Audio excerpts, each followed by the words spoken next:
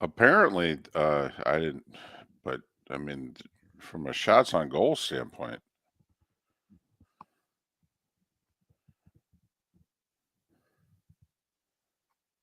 I mean, they only put 16 shots on goal. The Bruins did. Whole game. 16 shots.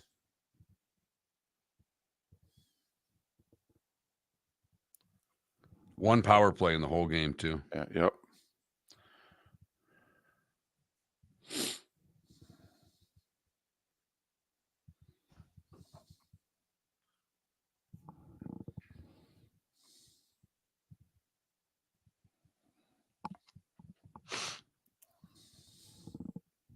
Good morning, Paul.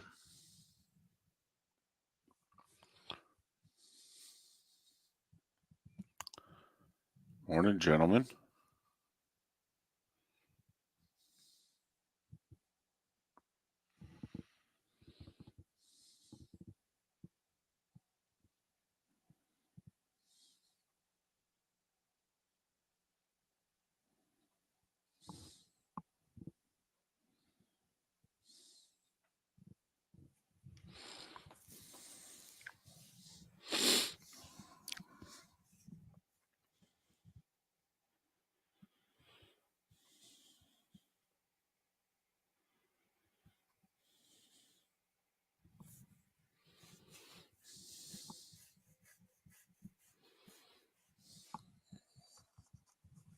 That's right, Paula. Don't want to forget about you and baby Jules in there. 2 of our 7 female listeners. Damn, I thought with all those years we were at 9. I think a lot of them have died off. That's true. That's my demo. Too soon?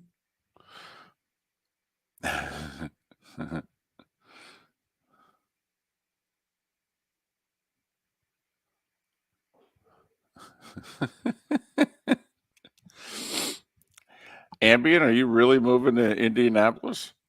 Yeah, he said that a while ago.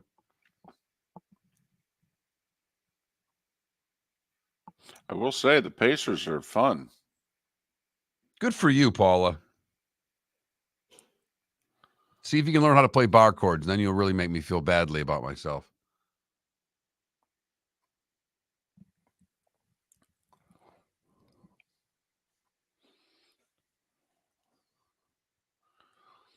Ah, your grandson.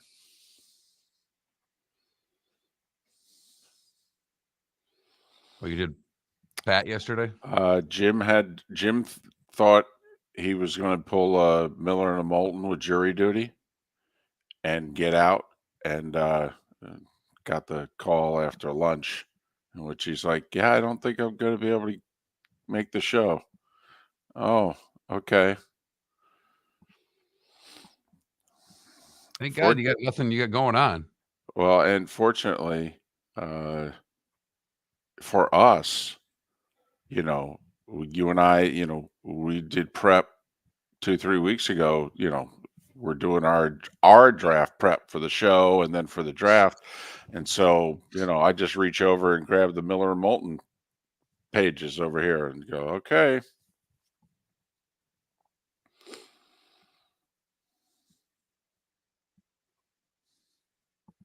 So it's the Blades in Jacksonville, Mark, 2nd year in a row. Oh, can't wait for that. Yep. Let's go Lugnuts. Oh, no, they're not playing. Jacksonville are the Icemen. And apparently Jacksonville led the league in attendance this year at like 80. Here we go.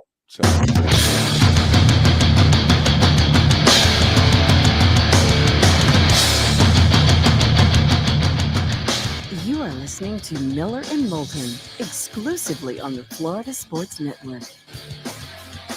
And now here's Mark Miller and David Moulton. Top of the morning to you. Hope your week got off to a great start, a Tuesday edition of Miller and Moulton. How the heck are you? Miller and Moulton, millerandmoulton.com, Miller_Moulton on X, 9 days away from the draft. What the hell with the draft, baby? It feels like playoff hockey after last night. And we got some more of it tonight. Playoff spot's going to be determined in the NBA. The playoffs get underway. Yeah, we are doing this. Huh? I thought, don't look at me like that. After what your team did last night, down 4-1, season's over. The angry texts, okay? It wasn't an angry text. Yes, it was. No. Let's hold on for a little bit. I spent my night watching the Red Wings. It's what I wanted to do. They're my team. It has been proven to me that they're my favorite team based on my emotions during the game. Okay. I'm well aware that if the Red Wings lose the game, they are eliminated for the playoffs. That's an obvious thing to someone who's a Red Wing fan. And some Yahoo texts me in the third period and says, if the scores hold up, the Red Wings are eliminated. No blank. That's not. No. That is not what drew me, because, first off, we hadn't talked about it. We have talked about playoff scenarios and possibilities in the Eastern Conference, and I didn't know if you can remember. If the current scores hold, the Red Wings are eliminated. No kidding. I'm watching the game. Listen, Mr. Limo driver, for your daughter who's playing 13 sports, all of them in the evening. I didn't know if you were fully aware of the math. That's all. And at the time, they're down 4-2 in the third, and Washington's winning, and Washington owns the tiebreaker. So if you got Bupkis out of the game, you were done. That's all. But that's not why I thought you were angry, is because Trent sent the, hey, guys, okay, the planes finally worked, and I'm in the 239, and, I'll see you tomorrow. And I'm like, great. Meanwhile, Mark's watching the Wings, and they're down 4-1. And he's like, yeah, great. The Wings, okay, suck. And okay.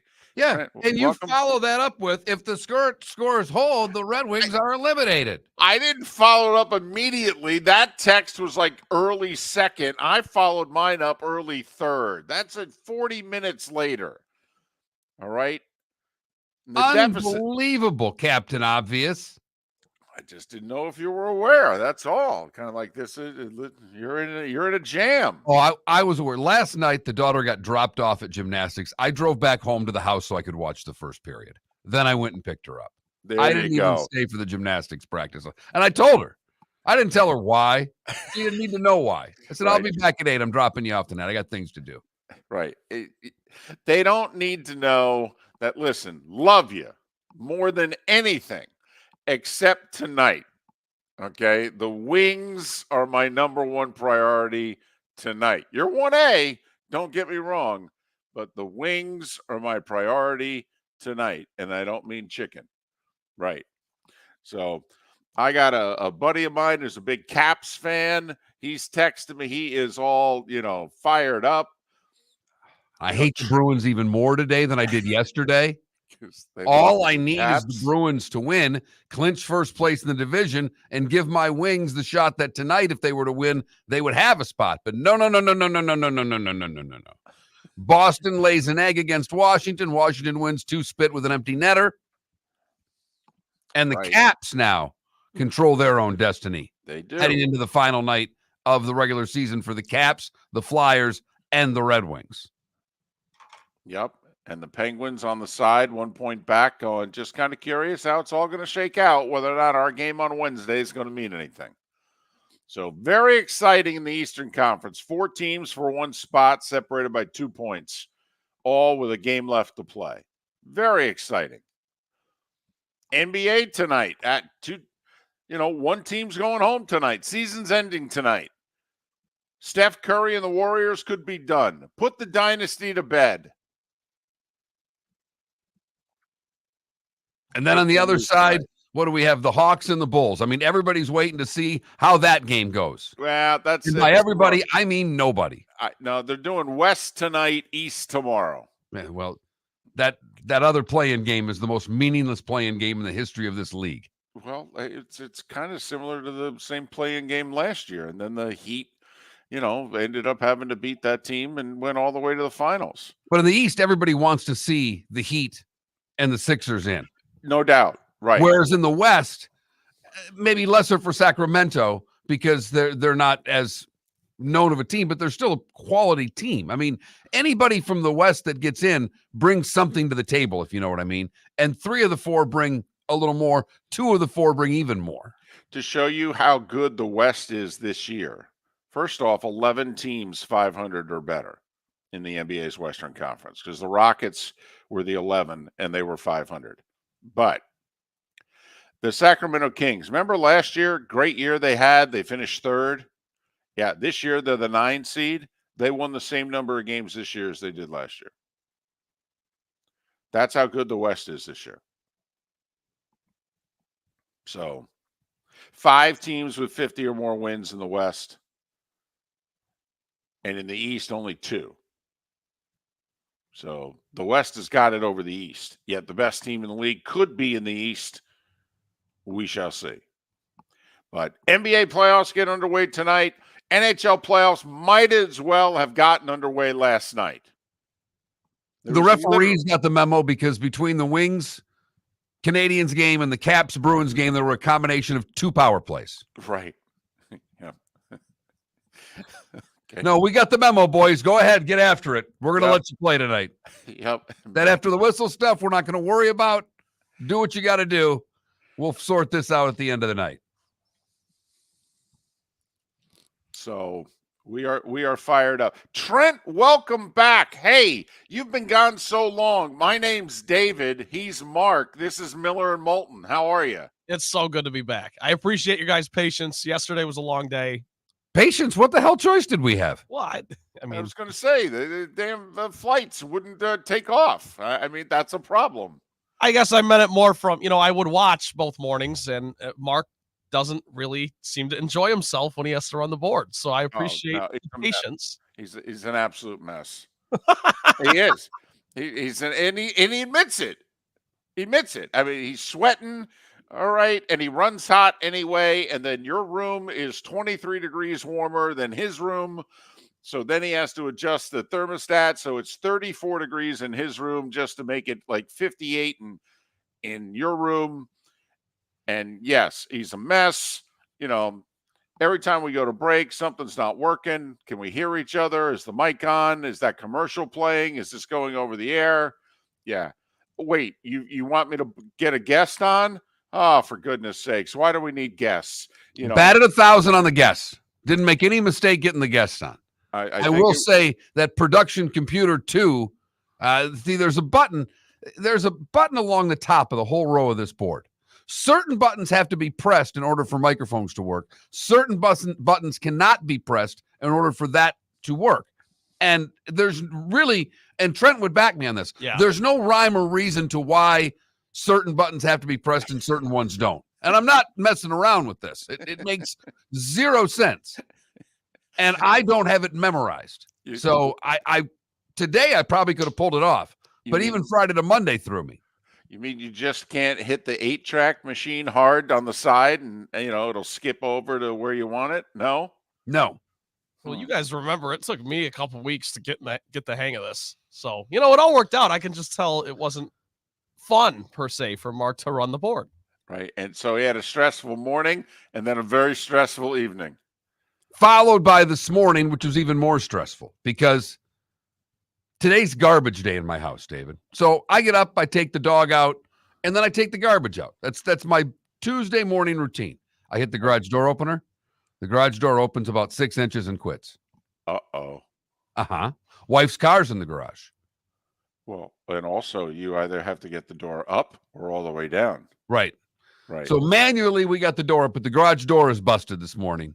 Okay. So it was a calamity to start the day. It was like running the board inside my house. But you were so fired up coming off the Wings overtime win that you just did what you had to do. Okay. You were like, Superman. You just lifted that door, said to the dog, come on, it's playoff time. Let's Got that go. right. You got that right.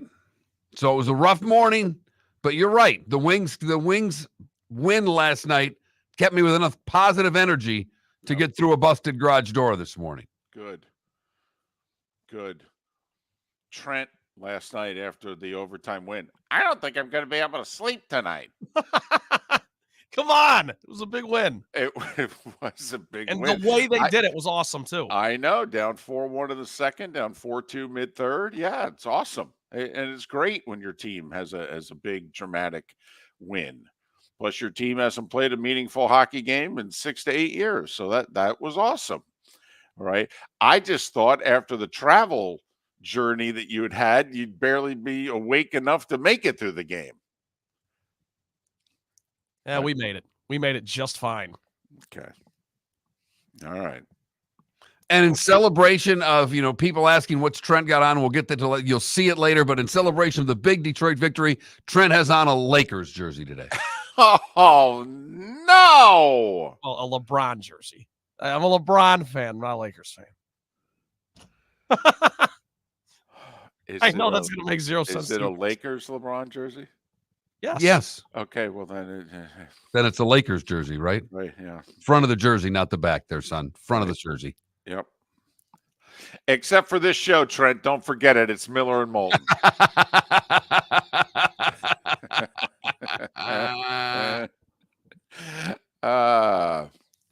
We got a fun show lined up for you. It's a Tuesday, so you know who to expect. We got David Samson and Pat Kirwan are joining us.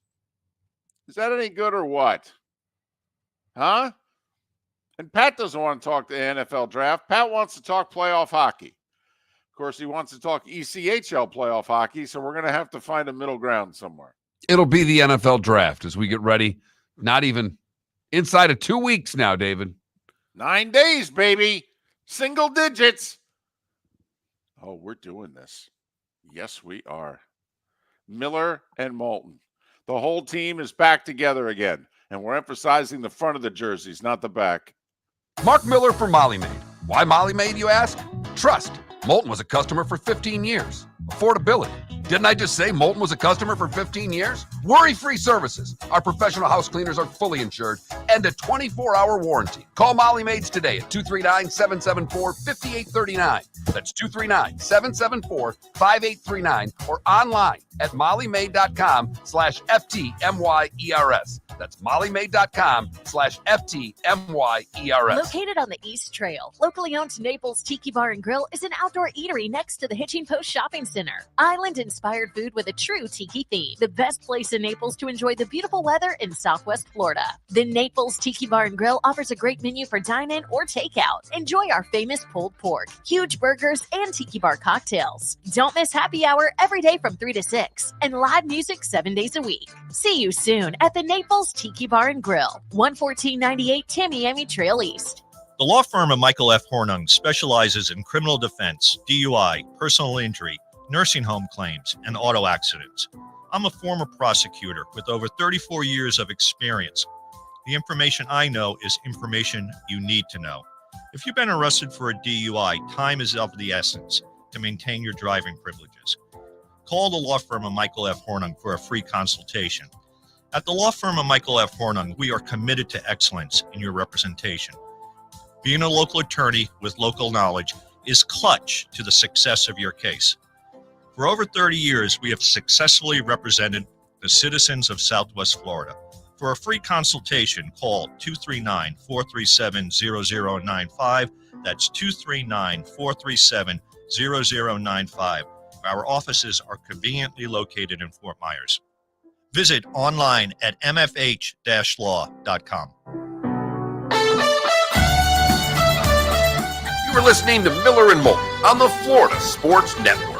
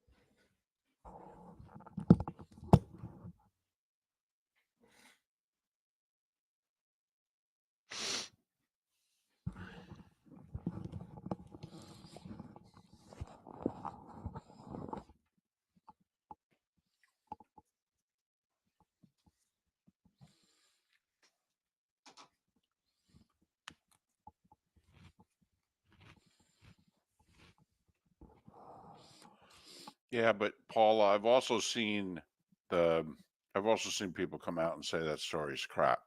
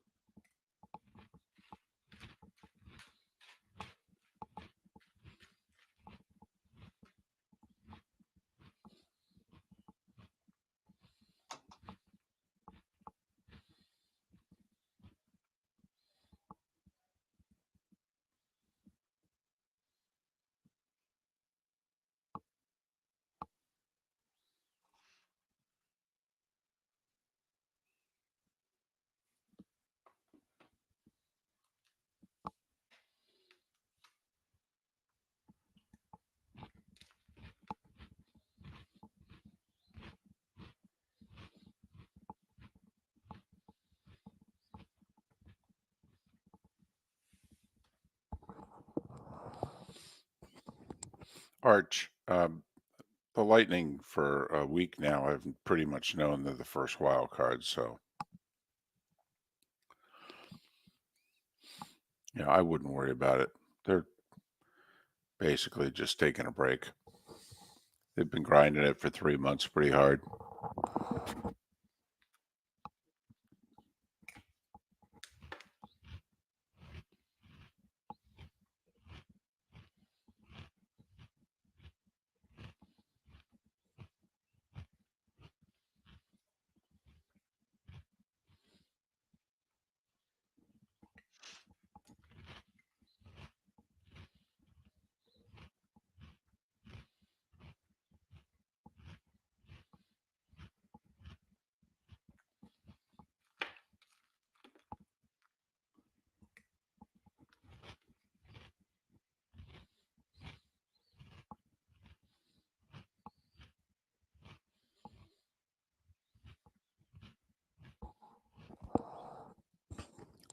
DC, it's your birthday today? Happy birthday. Happy birthday, DC. Yeah, what they said. Happy birthday.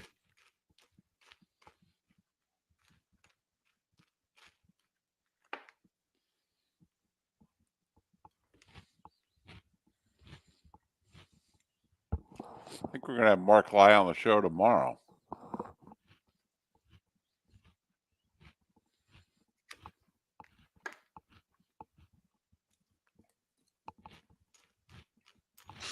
You guys get any tennis guests when like Wimbledon happens? No.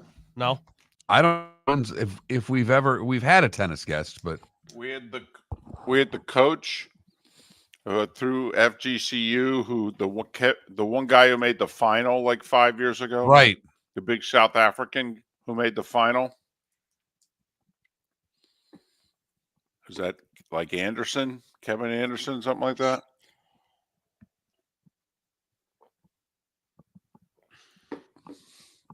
Paula, you seem very agitated by the whole PGA LIV thing.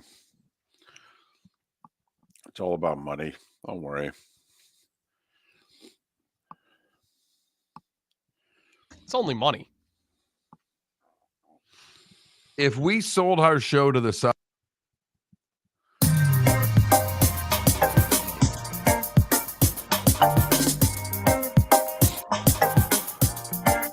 Welcome back to Miller and Moulton, only on the Florida Sports Network.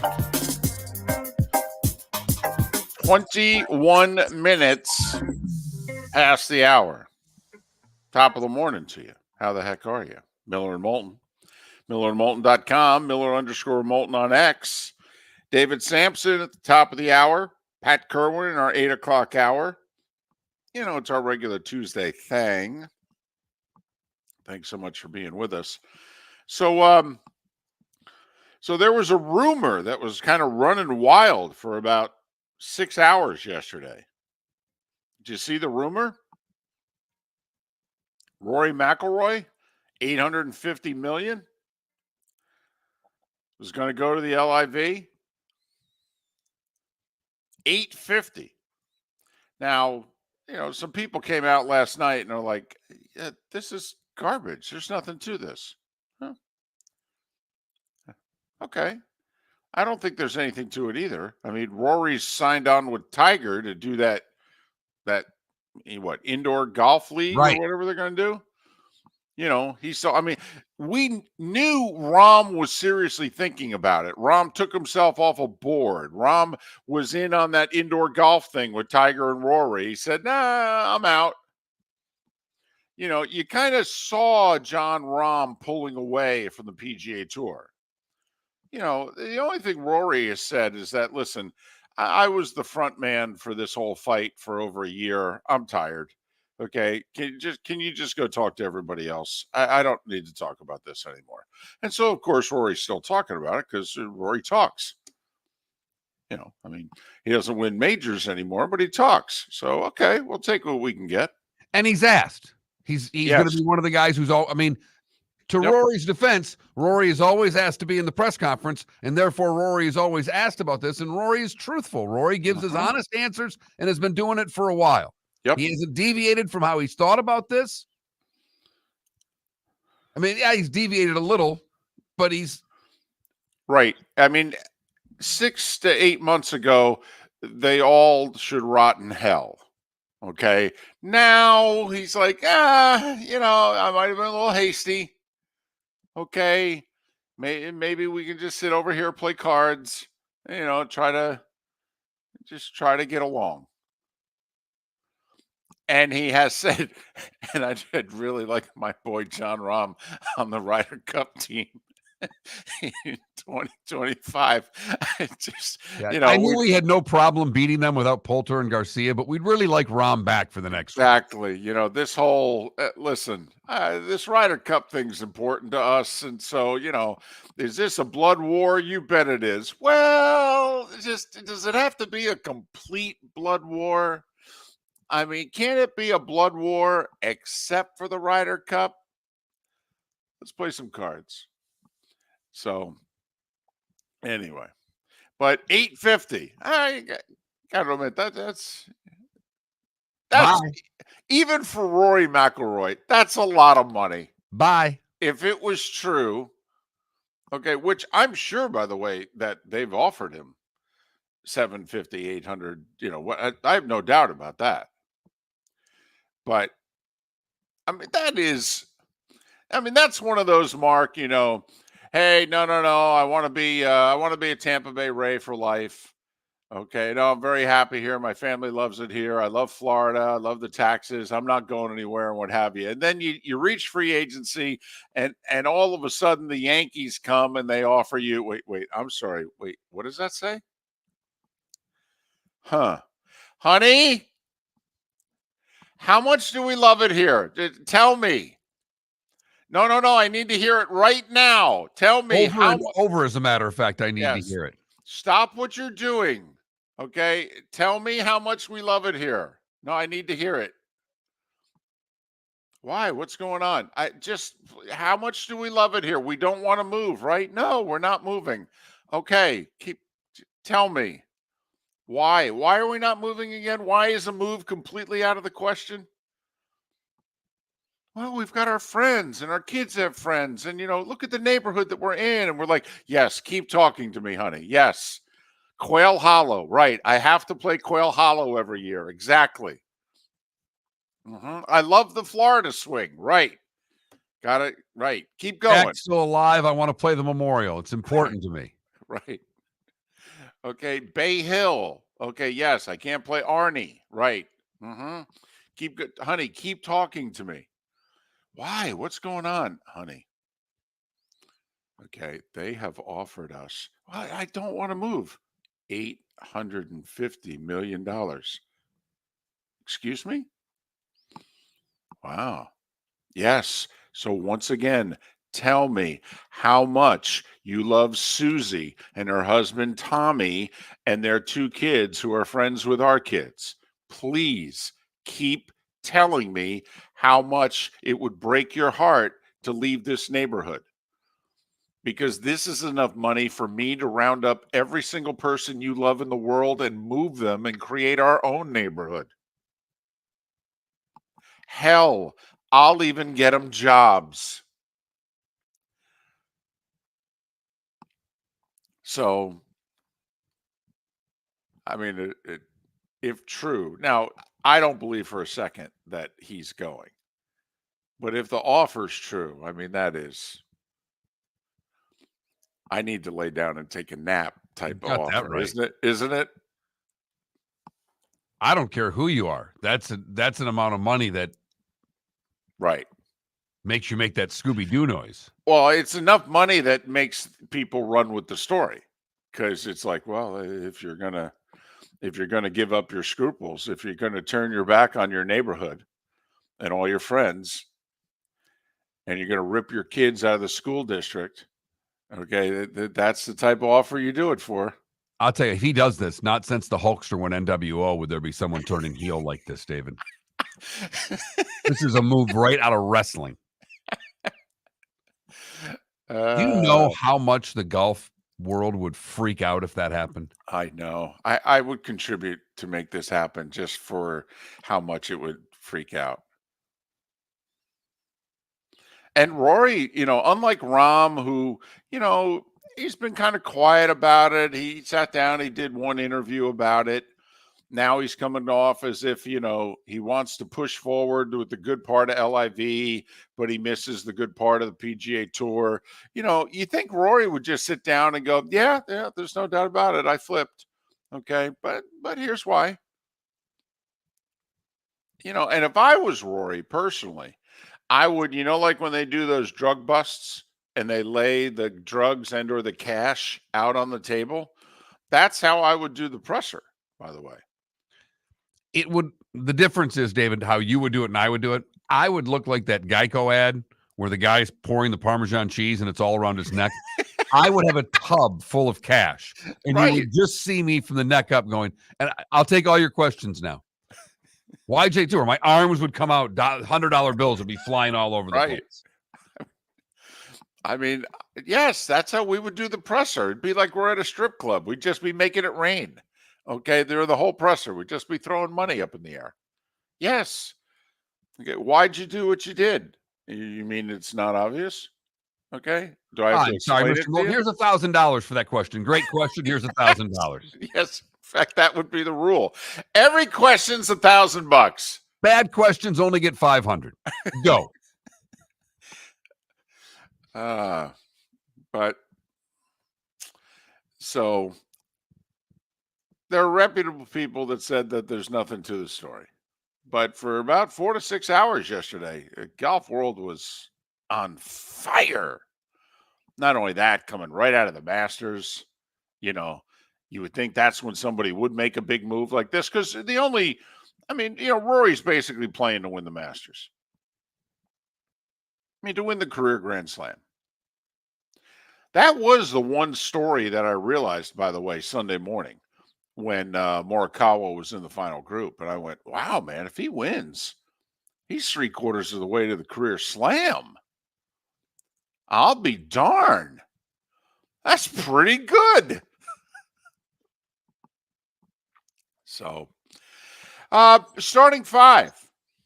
We do it every day, and we're going to do it next. The law firm of Michael F. Hornung specializes in criminal defense, DUI, personal injury, nursing home claims, and auto accidents. I'm a former prosecutor with over 34 years of experience. The information I know is information you need to know. If you've been arrested for a DUI, time is of the essence to maintain your driving privileges. Call the law firm of Michael F. Hornung for a free consultation. At the law firm of Michael F. Hornung, we are committed to excellence in your representation. Being a local attorney with local knowledge is clutch to the success of your case.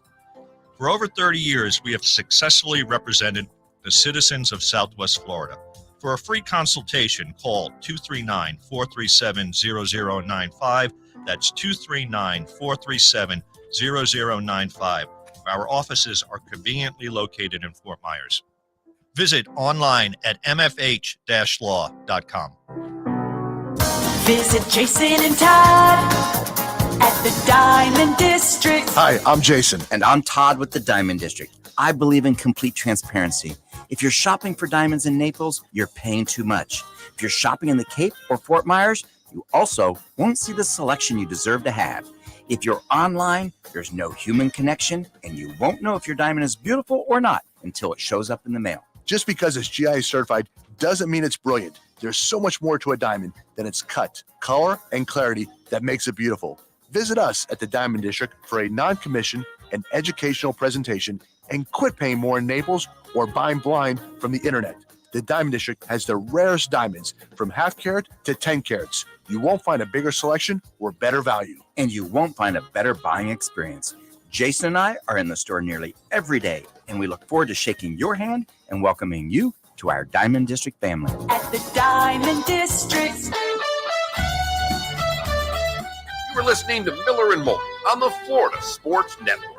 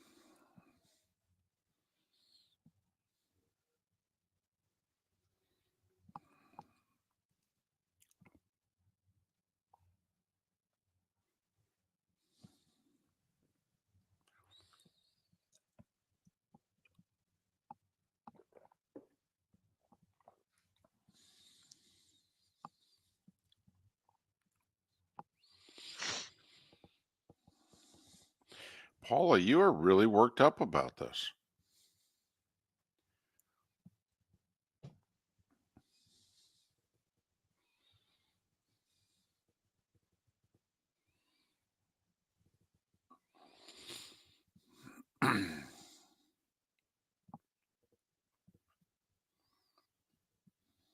I don't understand the question, DC. Oh, I agree, Paula. I definitely think it's effort. But I also think I hate what the PGA Tour's done with the elevated tournaments and I mean I think they've made the wrong decision. I don't know how you think you're going to out LIV. I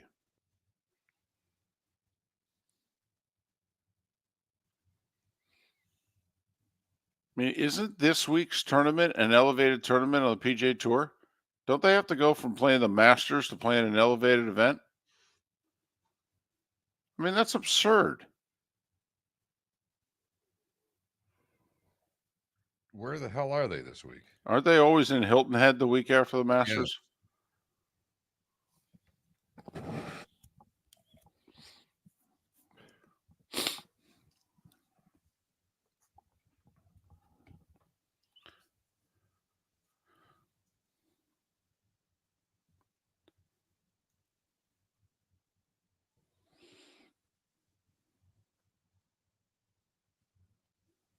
Yeah, they go from the widest fairways on tour to the tightest.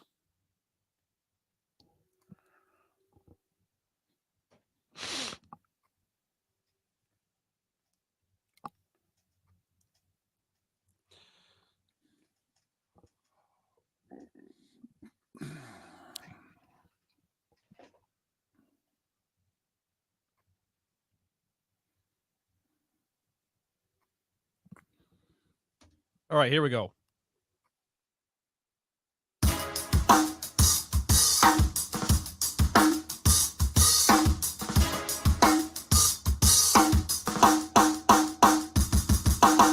Welcome back to Miller and Moulton, only on the Florida Sports Network. 22 minutes before the hour. David Samson joins us at the top of the hour. I think he's in Boston. Not sure if he ran the marathon or not, but I think he had a show last night in Boston. So, you know, this world tour, I mean, Philly, Atlanta, you know, Boston. We'll talk to David Samson about his world tour, how it's going, you know, where you can get tickets. He is talking about a second leg of the tour in which he might do a double dip. He like to do one night in Miami and then do a second night in Naples. I told him we'd help promote it. Sure. We can get 3-4 people there. No doubt. I mean, just if we can get our 9 female listeners alone, I figured we'd really help out. 21,000 is the text line. If you want to text the show at any time, you can always send us a post via X, Miller_Moulton. We'll even get a poll question up later today. Well, why don't you work on that? I got stuff I got to do here. It's time for The Starting Five. 5 stories you need to know. It's the Starting 5 on Miller and Moulton. Here's number 1. No surprise, last night, WNBA draft, Caitlin Clark goes number 1 overall to the Indiana Fever. WNBA trying to build off of the momentum that Caitlin and crew accrued during the women's college basketball season. They're talking about expanding. They're a 12-team league now. They're talking about going to 14 in 2 years and 16 2 years after that. We'll see. NBA playoffs get underway tonight out west. 2 play-in games. Lakers at Pelicans early. That's a 7-8 matchup. Winner is in as the 7 seed. They face Denver in the first round. Loser hosts the winner of Golden State Sacramento. That's an elimination game. One of those 2 team seasons will end tonight. And then obviously when they play on Thursday, the winner of that game enters the Western Conference playoffs as the 8 seed, and they play Oklahoma City. Mark, would you try to throw the game tonight if you were the Lakers? No. I've got to get in. I understand all the reasons why. I get it. But there are no guarantees that if you lose the first one, you're going to win the second one. Correct. You will host the second one, but the Lakers have lost their last 9 meetings with Denver. Meanwhile, most people think they would match up very well with the young but not so big Oklahoma City Thunder, and that the Lakers could dominate them inside, use their playoff experience, and win. We'll see. Did you see the Olympic basketball news that came out yesterday? Oh, the roster was out. Well, that's kind of a big deal. I mean, this just in, Mark. There's a pretty big pool of talent in the United States to pick from. Right. And a few of the guys are in their 30s. Hell, one's nearly 40. And so this is probably the last hurrah for a generation of American players. Grant Hill, responsible for the roster, by the way. Steve Kerr coaching the roster. 11 of the 12 spots have apparently been chosen. Mark, if this team loses, Steve Kerr is not the coach that we think he is. LeBron, Steph, KD, Embiid is playing for the U.S. now. Anthony Davis, Devin Booker, Anthony Edwards, Jason Tatum, Drew Holiday, Bam Adebayo, and Tyrese Halliburton. And there's room for one more. I mean, there's some genuine difficult questions as to who we're starting. Well, just look at, I mean, I've got 5 names for the 12th spot. Kawhi Leonard, Paul George, Boncaro, Bridges, and Jalen Brunson. Right. Pick one. Uh-huh. That means 4 don't get on the team. Right, and the other 4 seem pretty good. Right, that's for the last spot on the roster, by the way. Hey, I'm just curious who you starting at center, Embiid or Anthony Davis? It's been a long time since Anthony Davis came off the bench. But he's coming off the bench if the big fella's healthy. So anyway, I just thought we'd find that interesting. Remember, it's Olympics. You know, that's the flag, red, white, and blue. I know all of you out there who hate the NBA, but this is the Olympics, see? This is not the NBA. It's the US of A. No? Okay. NHL, what a night. Only game that was completely meaningless in Tampa. Lightning lost to the Sabres. Sabres season is over. They're done. Lightning still have one more game to play. Stamkos got his 40th goal last night. Pretty good for an old guy, huh? He's going to be a free agent whenever this season ends. And Kucherov got his 99th assist. Lightning have one more game to play. If you're Kucherov, don't you just go out there, you just feed everybody, get your assist, and then look at Cooper and say, yeah, I'm done. Get me off the ice. I wouldn't play him. Yeah, I know. That's the other thing. I wouldn't play him, David. I wouldn't play Stamkos. I wouldn't play Hedman. I wouldn't play them. Yep. No, I'm totally. And I know that's very anti-hockey. Although I don't think the Lightning, I'm trying to think who they play next, but I don't know if that's a meaningful game either. So I think they could get away with just, tanking it, if you will. Rangers shut out Ottawa 4-0. And in doing so, they clinched the division and the President's Trophy. So in the East, the road goes through Madison Square Garden. Washington continues to have the inside track to the final playoff spot in the East. They shut out Boston 2-0. They win tonight in Philadelphia against the Flyers. The Caps are in. But if they don't, then maybe the Red Wings will be in, who rallied from 4-1 down, 4-2 in the third, won in overtime 5-4. Wings are tied with the Caps. Caps have the tiebreaker. So if the Caps don't win tonight and the Wings do win in Montreal tonight, the Wings are in. But if they both lose, or there's a tie involved, then you know who could go?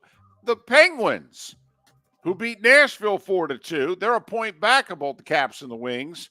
Crosby with a goal and an assist. He's still really good. And they have the tiebreaker over both those teams because of, they have more regulation wins than Detroit. And while they would end up tied with Washington, apparently most of the tiebreakers go Pittsburgh's way. But if Pittsburgh loses, Detroit loses, and Philadelphia beats Washington, and the Penguins win, and Philadelphia beats Washington, the Flyers are in. Right, the Flyers, by beating Washington tonight, and they must beat them in regulation to have any chance at the playoffs. But they are still alive as of tonight. Islanders clinch third place. They're going to play the Hurricanes in the first round of the playoffs. They beat New Jersey 4-1. Connor McDavid became the 4th player in NHL history to record 100 assists in a season last night. That's pretty good because didn't he miss like 15, 18 games. Edmonton beat San Jose 9-2. Tough loss for the Kings last night. They're trying to avoid being the second wild card, and they lost at home to the Wild 3-1. Baseball. You know, the Rays were up going to the 8th inning. They were shutting out the Angels. It all was good. And then the Angels with 5 in the 8th, capped off by a Mike Trout 2-run homer. And then LA scored 2 in the 9th just for good measure. And Angels beat the Rays 7-3. Marlins lost another one. And another 1-run loss. You know what we told you was going to happen. The total opposite of last year, where if it was a 1-run game, the Marlins won it. 4-3 Giants. Schumacher ejected in the 8th. Apparently, it was a whole thing. Giants made a pitching change, and the one reliever thought he called for him because he was the only one who was warming up. And turns out the manager wanted the other guy. So the one reliever jogs in, gets to the infield, and the manager goes, no, the other guy. So then he turns around, slowly jogs out. It takes a while for the other guy. Well, the clock ran out. There's a clock involved in a pitching change.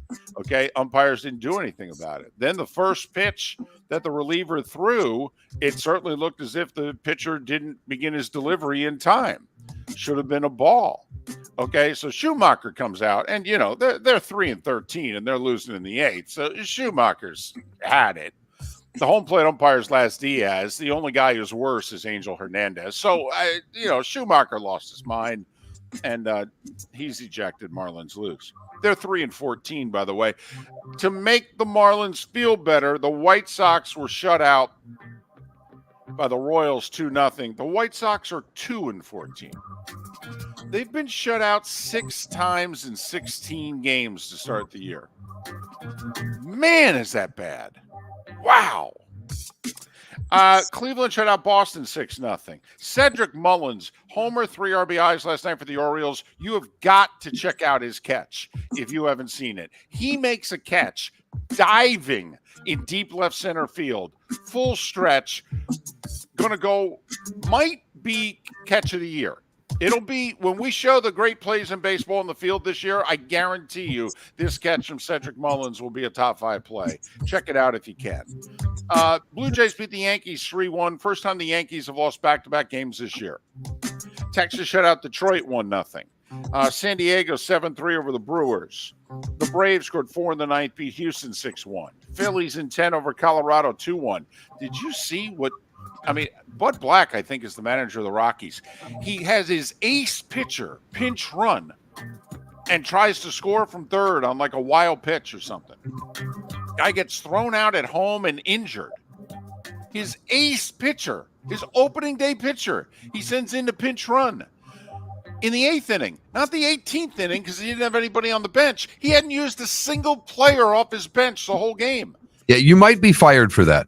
Oh my goodness. I'm not being flippant either. Yeah, we're not joking here. If that's your best option, then you need to have a serious discussion with your general manager. But I don't know how you can get away with doing that in today's game, David. I really don't. Mets doubled up the Pirates 6-3. They started 0-5. They're 8-8. The Cubs beat the Diamondbacks 3-2 in 11. Seattle over Cincy 9-3. 5,500 in Oakland saw Sonny Gray win his 100th career game. St. Louis 3-1 over the A's, and Nats 6-4 over the Dodgers. Longtime Yankees radio voice John Sterling retired effective immediately. He's 85. They're going to honor him Saturday at the stadium. Ken Holtzman, who threw 2 no-hitters with the Cubs and then won 4 World Series in the 70s, 3 with the A's and 1 with the Yankees. Ken Holtzman died at the age of 78. And they had the Boston Marathon yesterday. And, I could give it a shot. I think it was Cissé Lema and Helen Obese who were the 2 winners of the Boston Marathon. Well done. The law firm of Lema and Obese. Are you obese? No, I'm fast. I'm obese. And at 9 minutes before the hour, that was the Starting 5 every weekday morning at this time on Miller and Moulton. Sterling had been the Yankees radio voice since 1989.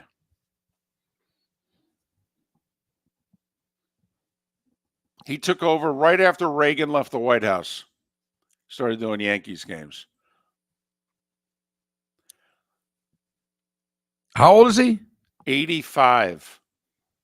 So he got the gig late in life. 36 years ago. So he got the gig right around the time he turned 50. No, but that is, I mean, and I know it's the Yankees job and Right. it's a prestigious job, but that's pretty late to be beginning your Yankees run. I know he did another team, right? Well, he did the Islanders, believe it or not, in the 70s on the radio. Okay, he then went to Atlanta and did the Braves and the Hawks in the 80s. He did that infamous Mets Braves July 4th of 85 game when Rick Camp homered in like the 18th inning, and Sterling actually had a great call of it from the Atlanta perspective. And so he had quite the career, John Sterling. But yeah, 85. I mean, Vern, just retired at 83. John Sterling, 85. It's a good gig if you can get it. Got that right. So no more, the Yankees win. The Yankees win. That was kind of his thing. And there are many a Yankee fan that will miss that greatly. I know. I always thought it made a mockery of being the voice of the Yankees, but what do I know? David Samson's next. Visit Jason and Todd at the Diamond District. If you're in love and thinking about a diamond, you'll want to hear from my friends Jason and Todd at the Diamond District. When purchasing a diamond, you deserve a relaxed, stress-free, and educational experience. You want to have a good time and feel comfortable. You want selection, quality, and value. At the Diamond District, you'll get it all. With our team of non-commissioned diamond advisors, no one's in a rush. We care only about you and making sure your needs and wishes are fulfilled. You'll be wowed by our selection of GIA-certified diamonds, stunning diamond bracelets, earrings, pre-owned Rolex watches, exotic ruby, sapphire, emerald, and tanzanite jewelry. There's something for everyone at the Diamond District, and all at the lowest prices anywhere. Jason and I love what we do and are in the store nearly every day. We look forward to shaking your hand and welcoming you to our Diamond District family. Visit Jason and Todd at the Diamond District. Hello, friends and family of Southwest Florida. Are you looking to tap into the electric vehicle market?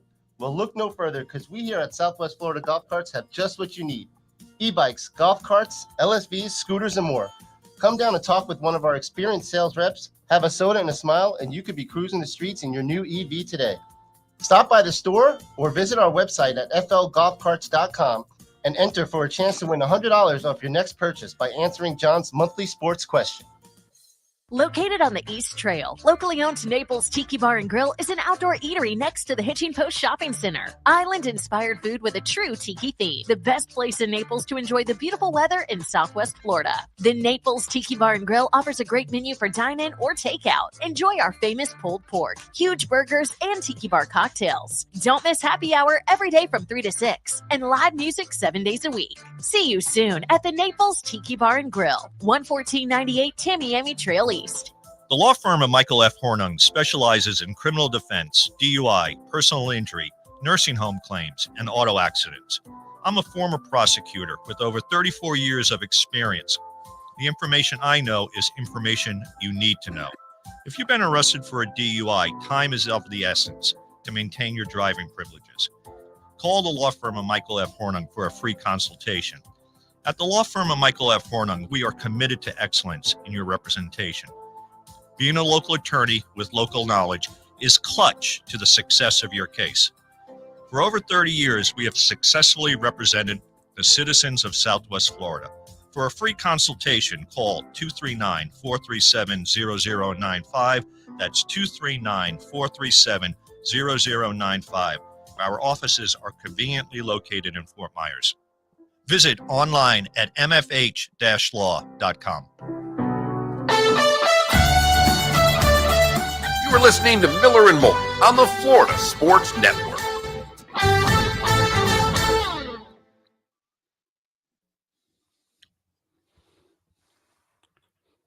Okay. By the way, yeah. Just real quick, the speakers on this computer are not working, so I can't hear I can't play files. Like they're just not. There's nothing playing. So like play the day. Can't do it. Podcasts. I can't edit the podcast right now either. Okay. Can't hear it. I'll just when Tig gets in, I'll ask him to come take a look at it. I went to go edit the first hour. I can't hear myself. Can't hear anything.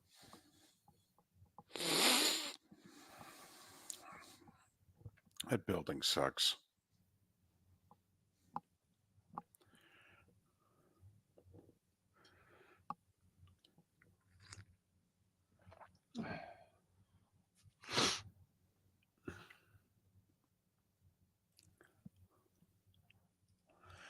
So Trent, what do you do tonight? Lakers game opposite the Wings. I'll just put them both on. Wings more important, of course, but I don't know. Wearing a LeBron jersey. Good morning, David. Good morning. How are you? Excellent. Yourself?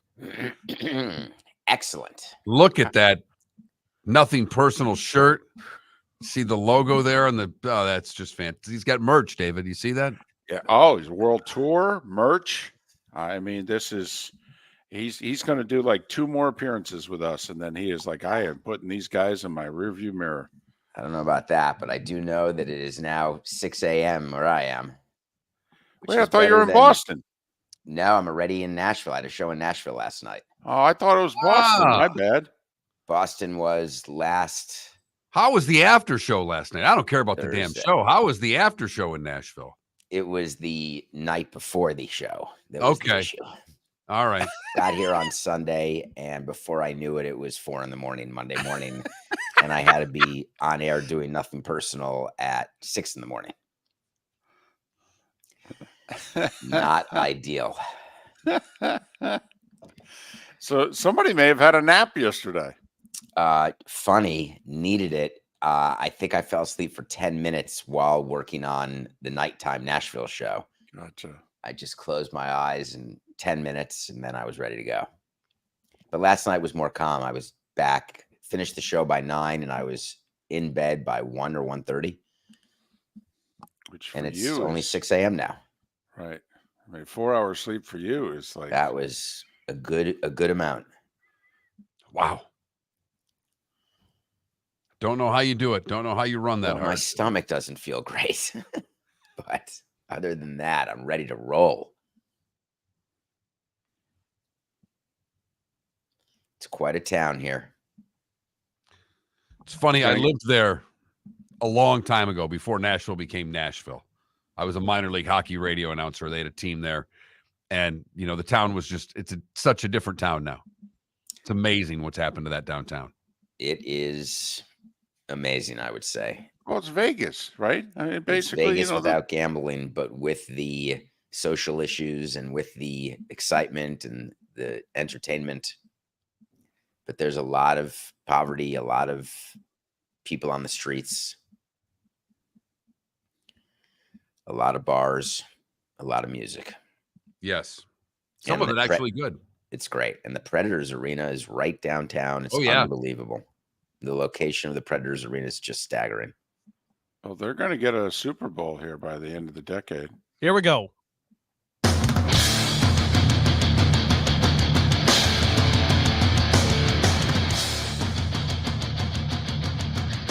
You are listening to Miller and Moulton, exclusively on the Florida Sports Network. And now here's Mark Miller and David Moulton. It is 6 a.m. where he is. He's David Samson, host of Nothing Personal with David Samson. He records it live 1 hour from now. You can follow David on X at David, the letter P. Samson, David P. Samson. His world tour, you know, I lost track of where you were. I thought you were in Boston. You're in Nashville.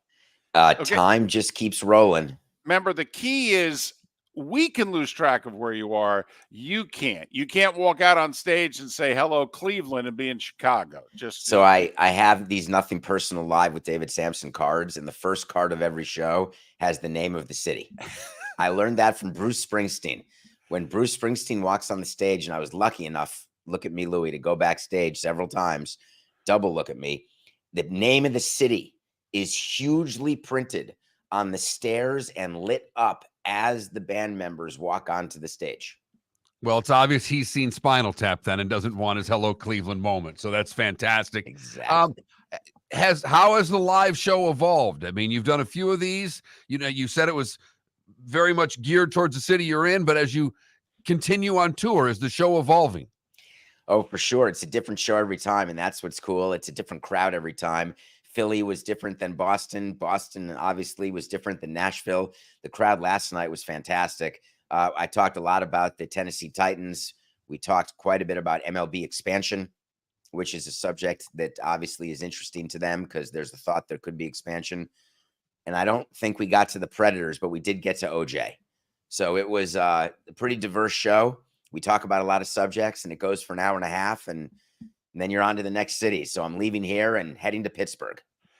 All right. By the way, what do you think? Because the thought is that when baseball goes from 30 to 32, they're going to have one team kind of in the eastern half of the country, and the other one will come from the western half of the country. And the thought is that it's Nashville's franchise to lose. Okay. Do they want it? You've been through this before. When you look around, do you go, oh, yeah, baseball will be fine here? Well, it's interesting you say that. I didn't say that off the top of my head, and they've put together an interesting group. There's a lot of celebrities in it. Don Mattingly, my former manager, has his name associated with the Music Singers. There's history of baseball here. You have to have a roof. There's no question about that. You've got to get a building funded, and you've got to get some sort of broadcast deal in place, and you've got to find local ownership with significantly deep pockets, because the way expansion is going to work, and it's going to happen because the existing owners want money, but the fee is going to be very, very high because the owners want money. So you're going to need a very deep-pocketed ownership group. You know, the Braves had always had a problem with Charlotte. Now that the Braves are in Marietta, are the Braves going to have a problem with Nashville, David? You know, it's interesting. We talked a lot about the Braves because the Braves used to have a problem with everything because of where they came from. And remember, they used to have, this is a long time ago, but in our time, the WTBS. So they were known as a national team. Really, the Braves and the Cubs were the teams that people could watch around the country because of GN and TBS. So the Braves have always had this view during owners' meetings, even with Liberty Media, before Liberty Media, that they somehow were special. But I think what they've realized now at Truist Park, where they derive substantial revenue around the ballpark that doesn't actually get counted for revenue sharing, it is my belief that they will be far more cooperative about everything because of the existing situation they find themselves in. He's David Samson. Nothing personal with David Samson. He will record it like he always does, weekdays at 8 a.m. live. What do you make of this whole Ohtani interpreter gambling story? Is it believable to you what the conclusion seems to be, that Ohtani just got duped? Yeah, I was trying to think in the last 24 years since I got into baseball, 25 years. I believe the Ohtani situation is the most asked question I've ever gotten from people, not just in the media, but people on the street, people in restaurants. It has transcended baseball in a way that no story has prior to this. There's people who have an opinion about Ohtani who had never heard of Ohtani. And I know that sounds crazy that we've all heard of him, but there are people who simply have not heard of him. And when I tell people that he could have lost 16 million out of his bank account without knowing, it blows people's minds. But that's the truth. The truth is that baseball players like an Ohtani, very common, his bills get paid for him. When he needs money to buy something, he gets money to buy it. When he needs money to go to dinner, he has a credit card that he never sees the bill of. He can buy whatever house, whatever car, he can buy anything he wants. And that sort of financial freedom can open yourself up, if you're not surrounded by the right people, to financial fraud. And financial fraud is clearly what happened. The question as to, and this is where I have some question, I don't know if I'm with a best friend, and I don't think I can stress enough, the interpreter, Mizuhara, was his best friend. They were together all the time. I think it's pretty hard to be with your best friend and watch a women's field hockey game and watch your best friend jump up and down and scream and cry with the result. And I'm obviously joking. I don't know if it's women's field hockey, but he was making 25 bets a day, any 12,000 average bet for years and losing tens of millions of dollars. Is it possible that Ohtani had no idea? I worry about that because then you hear Tyler Glasnow get interviewed on a podcast where he said, hey, we all met Mizuhara here and we thought he was shady from the start. Why didn't you say anything to Shohei? It's not as though you have to go through the interpreter to speak to Shohei. That is what we try to tell people out there is how it works. But I had Ichiro. Ichiro could communicate with his teammates. If they thought he was shady, they should have communicated with him, but not the player's fault. I definitely blame Mizuhara, but I also think there's culpability with his advisors. Doesn't he have to get new advisors for? I mean, doesn't yes. Isn't everybody hired? To me, you haven't heard from his agent. Everybody? Right. You haven't heard from his agent. I assume he's going to get fired. His accountant, his financial advisor, all of them who in the affidavit, and I read it paragraph to paragraph, every line of the 37-page affidavit, these advisors accepted the interpreter's comments. Hey, you can't look at that account. It's private. Ohtani doesn't want you looking at that account. The accountant, you don't get to say that to your accountant. You don't get to say that to your financial advisor. You certainly shouldn't get to say that to your agent. So there's also a bank in the affidavit, and they named it Bank A. Bank A took a call from Mizuhara impersonating Ohtani and said, oh, yeah, this works. We'll wire $500,000 to some unsavory, strange account that we can't verify. So Bank A is going to get discovered at one point or another, and there's going to be an issue with Bank A for what they did and their culpability. So there's a lot of things that had to happen for Ohtani to have his money stolen and for Mizuhara to lose $40 million. We separate people's personal lives and professional lives. Okay, Ohtani reportedly is meticulous as a player in his preparation, in his routine, and what have you. So that's also something that's difficult for those of us. You can be that meticulous in one aspect of your life and that clueless, absent-minded, whatever it is, but the two don't seem to jive. But David, you were involved. You knew that there were athletes that were like that on the field they were one way and off the field they were completely different. But I know people like that in real life too. My daughter is in the production industry and is so organized and runs productions. And yet her house, it looks like a tornado went through and she forgets to open checks and pay bills. And there are people on Wall Street, when I worked on Wall Street, who were worth hundreds of millions of dollars, billions of dollars running a business, and yet they never paid attention to their own finances. So it's like having a doctor who doesn't go to the doctor when his stomach hurts because he assumes his stomach's fine. And then all of a sudden he has an ulcer or something. So I also think it's normal for Ohtani to be as meticulous as he is on the field and to have no care at all about the finances off the field. That part doesn't surprise me either. Speaking of ulcers, if you were still running the Marlins, you may have one right now. I'm just curious, when a start is this bad, if you're the White Sox 2-14, if you're the Marlins 3-14, what I know it's a long season, blah, blah, blah. What the hell are you doing right now? Because I would think you're freaking out. I'm living in the blah, blah, blah. I mean, you say that, but the Marlins are 17 games in. They've had an early lead. Like last night, they were up 3-0 and lost 4-3. Their bullpen's been horrific. You got to move out some of the bullpen arms. Just keep cycling them through and hope you find someone hot. You say to yourself, listen, starting pitching, we sent out Max Meyer. I'm going to talk about it on today's show. We'll bring him back. He's on an innings limit. We got Cabrera back. He pitched last night. He pitched great. They are a bullpen away from being a great team. So that is what I'd be saying. I would not be I would not be despondent. I would be unhappy. I'd be more unhappy with the leaking of the news about Schumacher. That was done so clumsily that he's going to be gone at the end of the year. That's a distraction I didn't want with the team trying to get back into the playoffs. And that's a distraction that will hover over them all season long. And that part would bother me. Forget the leaking of the news. How about the actual news?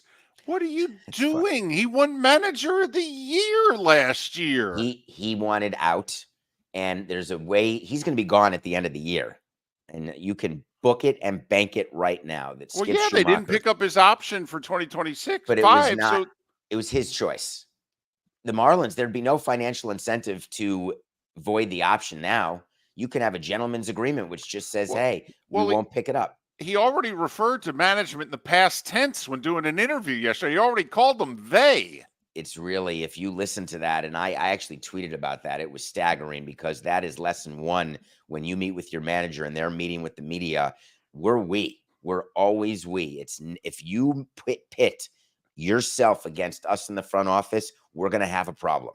And what Skip did there, trying to distance himself from the Max Meyer demotion, I found to be not ideal. He's David Samson. Nothing personal with David Samson. He's in Nashville. The world tour continues. You're wearing merch and everything. I mean, do we have mugs, hats? I mean, how far are we going? I have all those at davidsamsonpodcast.com. You can get anything you want and wear it and enjoy it. People are coming to the shows wearing merch, and I'm just so appreciative of the fact that anyone listens. It's really nice. So thank you guys. You guys have been a huge help in getting this going. Well, if you think so. We're not going to dispute you, at least not on air. Let's go to break till he realizes the truth. David Samson, nothing personal. He records it in 47 minutes. Safe travels, my friend. Take care. Thank you. Follow him on X at David the letter P Samson. David P. Samson. Mark, he thinks we're a big deal. Maybe he'll do our merch. I know. Hello, friends and family of Southwest Florida. Are you looking to tap into the electric vehicle market? Well, look no further because we here at Southwest Florida Golf Carts have just what you need. E-bikes, golf carts, LSVs, scooters, and more. Come down and talk with one of our experienced sales reps, have a soda and a smile, and you could be cruising the streets in your new EV today. Stop by the store or visit our website at flgolfcarts.com and enter for a chance to win $100 off your next purchase by answering John's monthly sports question. Mark Miller for Molly Maid. Why Molly Maid, you ask? Trust. Moulton was a customer for 15 years. Affordability. Didn't I just say Moulton was a customer for 15 years? Worry-free services. Our professional house cleaners are fully insured and a 24-hour warranty. Call Molly Maids today at 239-774-5839. That's 239-774-5839 or online at mollymaid.com/FTMYERS. That's mollymaid.com/FTMYERS. Visit Jason and Todd at the Diamond District. When choosing something of high value and personal significance, such as a diamond, you want to shop with the best, and the mall is not the place to be. Here are my friends, Jason and Todd with the Diamond District. Take a stroll in the mall, pop into a few joy stores, and you'll soon discover you're in the wrong place. Rings begin to look all alike. You're not finding GIA certified diamonds. You quickly realize you know more than a salesperson helping you, and all the same financing gets pushed on you. Visit Jason and me, and you'll find America's top bridal designers dealing exclusively with the Diamond District. You'll find the largest selection of GIA certified diamonds, all priced 8 to 10% over cost. You'll find educated sales consultants who have many years' experience and are not paid commissions. And you'll find Todd and me in the store nearly every day, wanting to shake your hand and welcome you to our Diamond District family. Visit Jason and Todd at the Diamond District. You are listening to Miller and Moulton on the Florida Sports Network.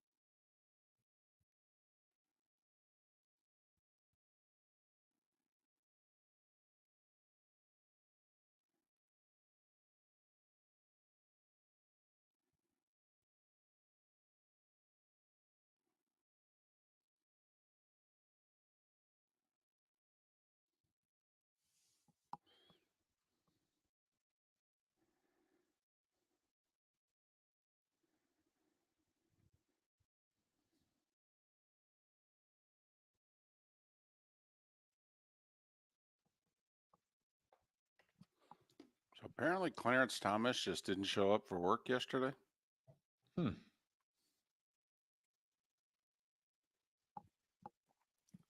Didn't give a reason.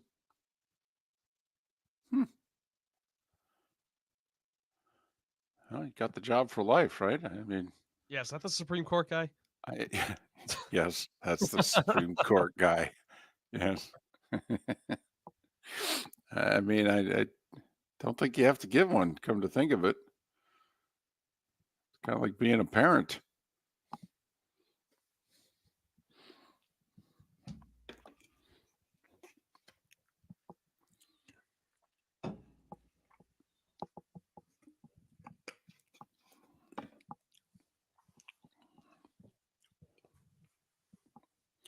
So we have no pod, correct? Because the damn equipment won't work? Yeah. Yeah. That's great. And I think I know what's wrong. I think this is busted. The speaker and but I'll double check with the powers that be. Can you play it in Audition? That's what we were in. Oh, okay. You know what I mean? Like I can't even hear it on the computer, so I don't know. I just didn't know if you could play it like where we'd hear it too. You know what I mean? Like but not over the air. Oh, I see what you're saying. No, because we'd be hearing it right now. And it's moving, and it says it's playing, but it's just not. Can't hear anything. So there's no way to play it without it going over the air, is what you're saying. Yes. Well, and also I don't know what I'm playing. You know what I mean? Because I can't hear it as I'm editing. I can't edit it to even get it to that point. That's all right. It's fine because you're probably going to play a Red Wing highlight and Kilo's dad's going to freak out because it wasn't the Orioles catch. So, and you're going to play the wrong Red Wing highlight. So I would have been upset because you're going to play the game winner and the game tire was a much better I was going to play play the game tire. Okay. Because he caught the Gostisbehere catch. That was a ridiculous play at the point. It was.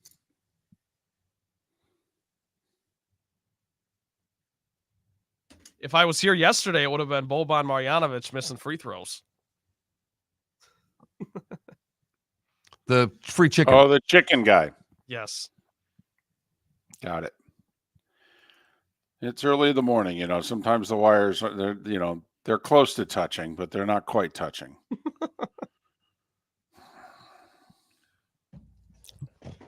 Still going back and forth with the Athletic. Now I have to rejoin the Athletic so they can cancel the new rejoin so that my account reopens. And I'm petrified that I will have to have paid 3 times for one subscription. You've been battling this since I got here. 2 months. I remember you. The material's excellent. The website is awful. The material's good. I don't even know if I'd go as far as excellent because the way they make it break down, they they hired writers from every team. You can't go get a Dolphins report on the Athletic. You have to go to a Miami paper for that.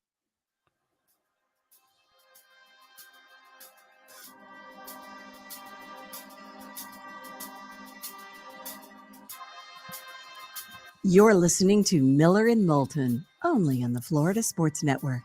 And now, here's Mark Miller and David Moulton. 21 minutes past the hour. Miller and Moulton, millerandmoulton.com, Miller_Moulton on X. So the 8-track machine is broken or it's jammed. And we're pounding the heck of it on the side and it's still jammed. And because of it, we're not going to be able to do the play of the day. So we'll give some love to Molly Maid. Maybe Molly Maid today will sponsor our poll question. Of course, we have to have a poll question. And so far, we're jammed. Okay. Somebody needs to, beat us on the side of the machine like we're an 8-track. So I have a bad poll question. Okay. But this struck me, and even Nance pointed it out. As Scheffler was leaving the 18th and walking down the pathway to the clubhouse to sign his scorecard. Mm-hmm. And he's high-fiving or giving 5 to everybody, the patrons there. He hands one of them his glove. And that fan, you would have thought was given a gold bar. He got a sweaty golf glove that may or may not fit. There's absolutely no use of it. I'm trying to think of the most irrelevant sports memorabilia thing that you could get. And I'm torn between the golf glove and the tennis wristband that they throw into the crowd. Because that's the absolute worst to me. Hey, I've been perspiring for 3 hours here at Wimbledon. Let me throw a sweaty wristband up in the crowd and you guys can fight over it. So I'm trying to figure out between the golf glove and the sweaty wristband, what's the worst piece of sports memorabilia out there? Well, I always laughed at concerts when, the guitarist just throws a bunch of picks into the crowd. And I'm like, well, what am I going to do with this? With the guitar pick? If you actually had a guitar, you could play the guitar with said guitar pick. There is a use of that. I want to know what the use of the golf glove is. The drumstick is more of a arbitrary thing thrown out there because it's, you've got one. What do you do with one drumstick? Unless you're the drummer for Def Leppard, it doesn't seem to work. Whoa! That was outstanding. What you flag on the play. What for? No, I don't know. We'll confer as a group, and I might pick up the flag. But my first inclination is that is roughing the passer. Rick Allen getting a shout out. Maybe upon further review, we'll pick up the flag. But how about a signed golf ball? I have one. You probably throw yours away. Right, Chris Berman signed golf balls for us. Last time we were at the shootout, last time we had Berman on, he signed a couple of golf balls, and I have a bookshelf in my office with very few pieces of memorabilia, but things I've collected over the years that I like, and that golf ball sits on the shelf. Okay, can people tell it's Berman's signature? I'd probably, yeah, you could tell. If I showed you, you could see that it's Chris Berman. Okay. I think. I know it is. That's all that really matters. Gotcha. But I'm trying to figure out what the worst memorabilia, and you might be on the guitar pick, the drumstick. But we could just, stick with sports if you're wanting to do it that way. So you think that a golf glove, what if, apparently someone in our Twitch chat room has got a tee from Tiger Woods. How do you prove that? Well, it's not like you can get a letter of authenticity or anything. Thank you. You can't get a certificate with it, but then again, you're not going to sell it in an infomercial. So,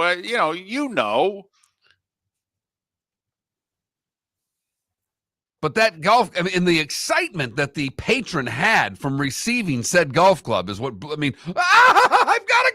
Scheffler's golf glove. I can do it now. Well, I guess it's kind of cool. He just won the Masters. He gave you the glove that he wore during the final round, at least.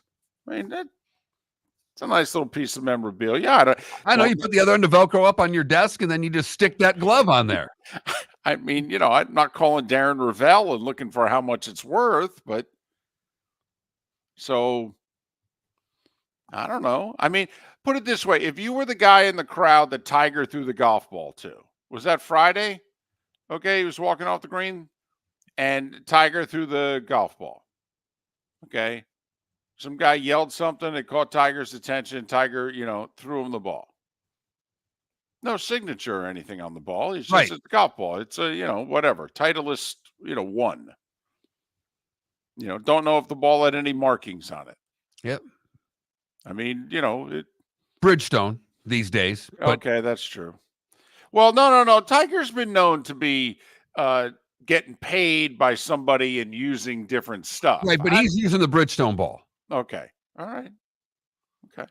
So I just, what do? You put that on your desk, glass casing, Tiger Woods 2024 Masters.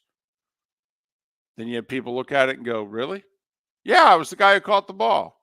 What do you have to do? Have to have a picture next to it to prove it? Probably have to have, if there's a still. Because there's video of Tiger throwing the guy the ball. So you got to get it and put that next to it, right? Exactly. That's your letter of authenticity. So I'm still, and the golf ball is fine. The sweaty golf glove and the sweaty wristband from the tennis player. I think they're at the bottom of the sports memorabilia pile. So you wouldn't use it. You wouldn't use if Scheffler gave you the glove, you wouldn't for the member guest next year. You wouldn't go, oh, he's breaking out the Scheffler glove. Not sticking my hand in his sweaty glove. Oh, for goodness sake. You're a guy. Okay, you eat food off the floor. Come on now. I'm not putting Scheffler. First off, it'll dry. It's already dry. Okay? Please. There's certain things I don't want to share with another person, and a golf glove is one of them. Even a two-time Masters champion. Yes. Huh? Okay. I'll wear his green jacket, but I'm not wearing his golf glove. You're not allowed to wear his green jacket. The Gestapo shows up the minute you wear it out of the house. You get arrested. We never hear from you again. And you know it. So these are the things I think about, David. And I apologize for that. Wow. But those are the things you think of. When that glove was handed to that guy, and Nance made a comment that he's really excited, I was thinking the same. Like, he read my mind. I'm like, wow, that guy is super jacked over getting a sweaty golf glove. I don't know if I would be as excited over getting that piece of memorabilia that he probably threw away on the ride home. What the hell am I going to do with this? I'm a lefty. It doesn't even work. I will say in the Twitch chat room, besides the fact that we're getting nominations for what would be the worst, some of which I really can't read on the air. Okay, but we're also now having people tell us like their best piece of memorabilia or obscure memorabilia that they have. Michael in Fort Myers has let us know he has a golf ball signed by Bert Campaneris. Okay, which, signature would take most of the ball. Well, yes, and he even said it took him about 30 seconds to sign it, but you can read it perfectly. That is a big last name to do on a golf ball. That's difficult. That's where you may just want to stop at Bert or Bert C. Here you go. Are you Bert Convey? No, Bert Campaneris. Thanks. But so what you got to come up with the four options then. Apparently Scotty Scheffler's glove is the bottom of the barrel. Well, next to the tennis wristband, because that's going to have more perspiration on it. That's going to be. What about the towel? They don't even wring it out. Okay, what about the towel? The towel they've been wiping their sweat on all day. You can wash the towel. You can. You don't have to use it. You can wash that towel. And then you've got a towel from a tennis tournament and a top player, say. A Wimbledon towel? Yeah. It's a nice color, purple. Right, that Federer used to wipe his sweat off. 4 beads of sweat in a 5-hour match. Mark Miller for Molly Maid. Why Molly Maid, you ask? Trust. Moulton was a customer for 15 years. Affordability. Didn't I just say Moulton was a customer for 15 years? Worry-free services. Our professional house cleaners are fully insured and a 24-hour warranty. Call Molly Maids today at 239-774-5839. That's 239-774-5839 or online at mollymaid.com/FTMYERS. That's mollymaid.com/FTMYERS. The law firm of Michael F. Hornung has successfully represented the citizens of Southwest Florida for over 30 years. As a former prosecutor, the information I know is information you need to know. If you've been arrested for a DUI, a criminal matter, or involved in an auto accident, call the law firm of Michael F. Hornung. I'm a local attorney with local knowledge to assist you through the process. For a free consultation, call 239-437-0095. That's 239-437-0095. Offices in Fort Worth. Visit Jason and Todd at the Diamond District. 20 years ago, Jason and I had the idea for a jewelry store like no other, with a vast selection of certified diamonds priced 8 to 12% over cost. A team of individuals who are educated, driven, and believe in cultivating relationships. Today, we have become one of the largest independent jewelry stores in the country. Todd and I love what we do and are in the store nearly every day, along with our GIA gemologists, master jewelers, custom designers, and non-commissioned diamond consultants, all of which we consider family. As direct diamond importers, we travel the world, forging relationships and sourcing diamonds.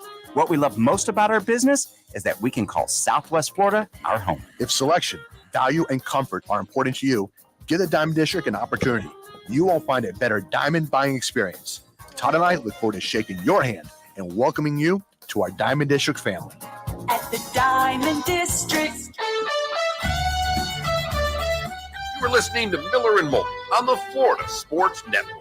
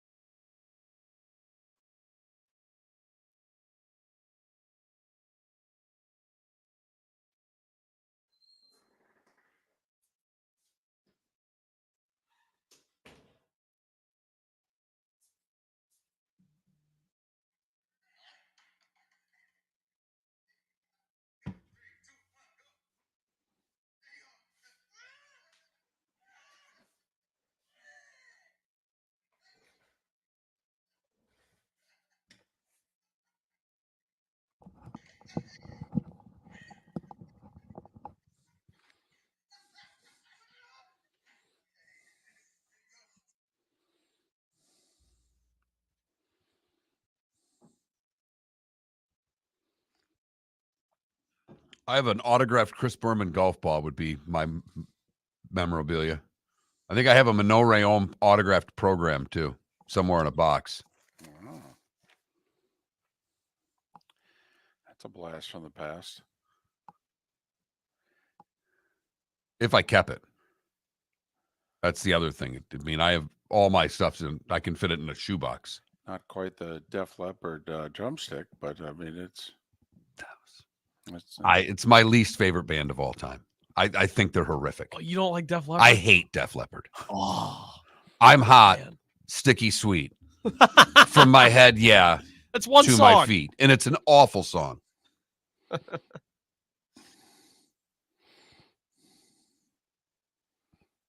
Hey, listen, okay, you can do the lyrics from Sitting on the Dock of the Bay, and if you read them a certain way, it sounds absurd.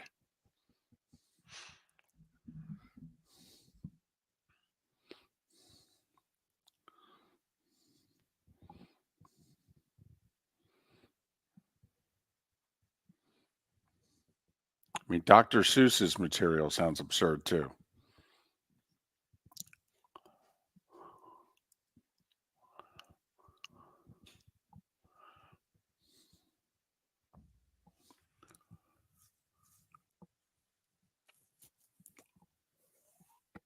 Yeah, Dr. Seuss was writing books for children.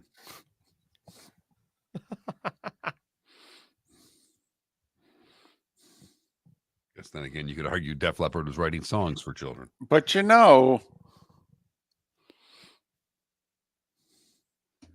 All right, here we go.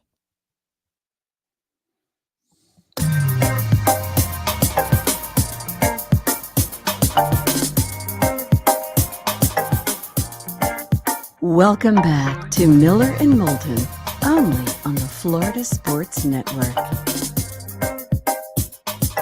22 minutes till the top of the hour. Pat Kirwan joins us at that point in time of the show on this Tuesday edition of Miller and Moulton, millerandmoulton.com, Miller_Moulton on X. Still no poll question. Just saying, pressure's on the two of you. Okay, I'm pushing all the emphasis on the two of you for a poll question. I mean, Trent's got to contribute something. He's been gone for 2 days. Come on, kid. All right, come up with something. Contribute. He's still on vacation. Don't kid yourself. I know. And it wasn't supposed to be a vacation. I mean, he went back for some medical testing, and then 8 flights got canceled, and I'm looking for an engineer to hopefully come in here and fix our crap. Oh, that's right. And see, and he think that he hurried, not really, back.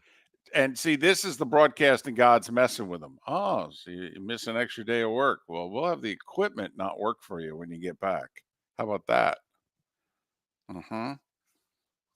So, David, I stumbled upon an article, and I don't know if it's way too early to bring something like this up. In fact, I know it's way too early to bring it up, but I'm going to do it anyhow. You mean in the show, in the day, or in the sports year? Yes. Uh-oh. But you and I are both fans of Warren Sharp. Sharp Football does a great job. He had done his win projections for the year, and based off of that, he has done his strength of schedule for the 2024 season. And I have the teams with the easiest and the hardest schedules based on their opponents. And we don't have order yet, but we know who everyone's playing. Oh, just lay it on me. This is football porn to me. Let's go. All right, teams with the hardest schedules this year. The Pittsburgh Steelers, according to Warren Sharp, have the toughest schedule in the National Football League next year. Well, you got to figure that all the teams in the AFC North are going to have quote-unquote hard schedules because, well, everybody in the division was above 500, so there's 6 games right there. In fact, David, 3 of the 5 teams with the hardest schedules all come from that division, so you are absolutely right. The New England Patriots have the second most difficult schedule. Oh, man, that's unfair. Their roster sucks. It does. And coming off of having one of the toughest schedules a year ago, back-to-back for the Patriots. The Browns have the 3rd toughest schedule. Makes sense. The Ravens have the 4th most difficult schedule. And the Vikings have the 5th toughest schedule. Oh, man, they don't have a quarterback. No, they do not. No wonder Kirk Cousins left. He knew what was coming. Now the teams with the easiest schedules. The easiest schedule, the 5th easiest schedule, we'll do this in reverse order. Build up some, a little climax to the top team. Are you going to do the Def Leppard drumming with just one drum? Is that what you're going to do? That kind of build up? That kind of build up. Okay. The New Orleans Saints have the 5th easiest schedule, followed by the Jets. Now, the Jets is interesting, obviously, because Aaron Rodgers back. Their projected win total is 9.5. So let me get this straight. In the same division, the Patriots have one of the 5 hardest schedules, and the Jets have one of the 5 easiest? Yes. Mainly because they get to play the Patriots twice. The Bears have the 3rd easiest schedule. The Chargers with the 2nd easiest schedule. And the Atlanta Falcons, according to Warren Sharp, have the easiest schedule in the league next year. Back up the truck, baby, on Kirk Cousins. Let's go. For the record, the Bucs have the 11th easiest schedule. How about the Dolphins? The Dolphins have the 8th easiest schedule. Ooh. Okay. And where are my Jags? The Jags have the 14th easiest schedule. So all of them in the top half of the league as far as, and this is based on Vegas's forecasted win totals and the schedules that are coming together that he put out this strength of schedule compilation. I thought I saw in some of the material that Warren Sharp released that he basically said, you may want to gear up on the Bengals.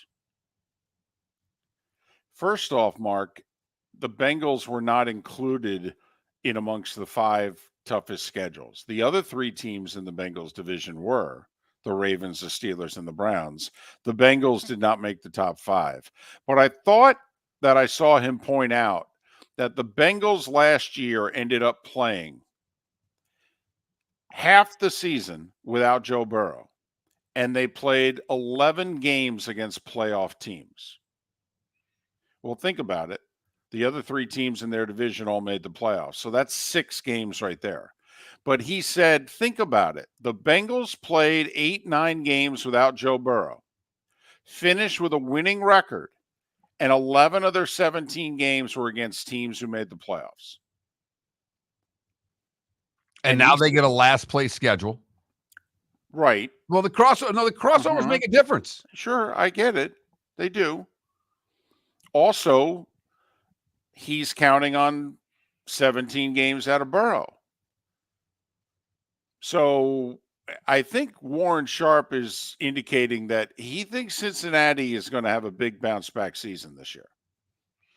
Burrow did the Kelseys are doing their podcast live in cities. They were just in Cincinnati and did their what the hell's the name of their podcast? Well, the Kelsey Brothers podcast, isn't that just what it's called? No, I thought they had a name for it. Anyhow, they were in Cincinnati and Burrow was their guest. Burrow has no problem with taunting. That was the thing that came out of it, that he would take away the NFL's taunting penalties, that they wouldn't be a part of the league. It's like, we work too hard to make plays, and we're grown men and should be able to take the abuse if you get sacked or whatever the case may be. It's a no fun league. It's the no fun league. Well, like there was a penalty in the AFC Championship game. Remember, was it Kyle Van Noy of the Ravens got a taunting penalty late first half in which it was like, are you serious? With everything that's going on in this game, you're going to give them 15 yards? And they were backed up. The Chiefs were deep in their own end late in the first half, and it got them out of a situation. And you were like, wow. But, and of course, he was the second one to taunt.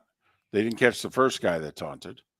So, listen, I'd have no problem. But, then again, we're in favor of expression. We're in favor of celebration. They're not.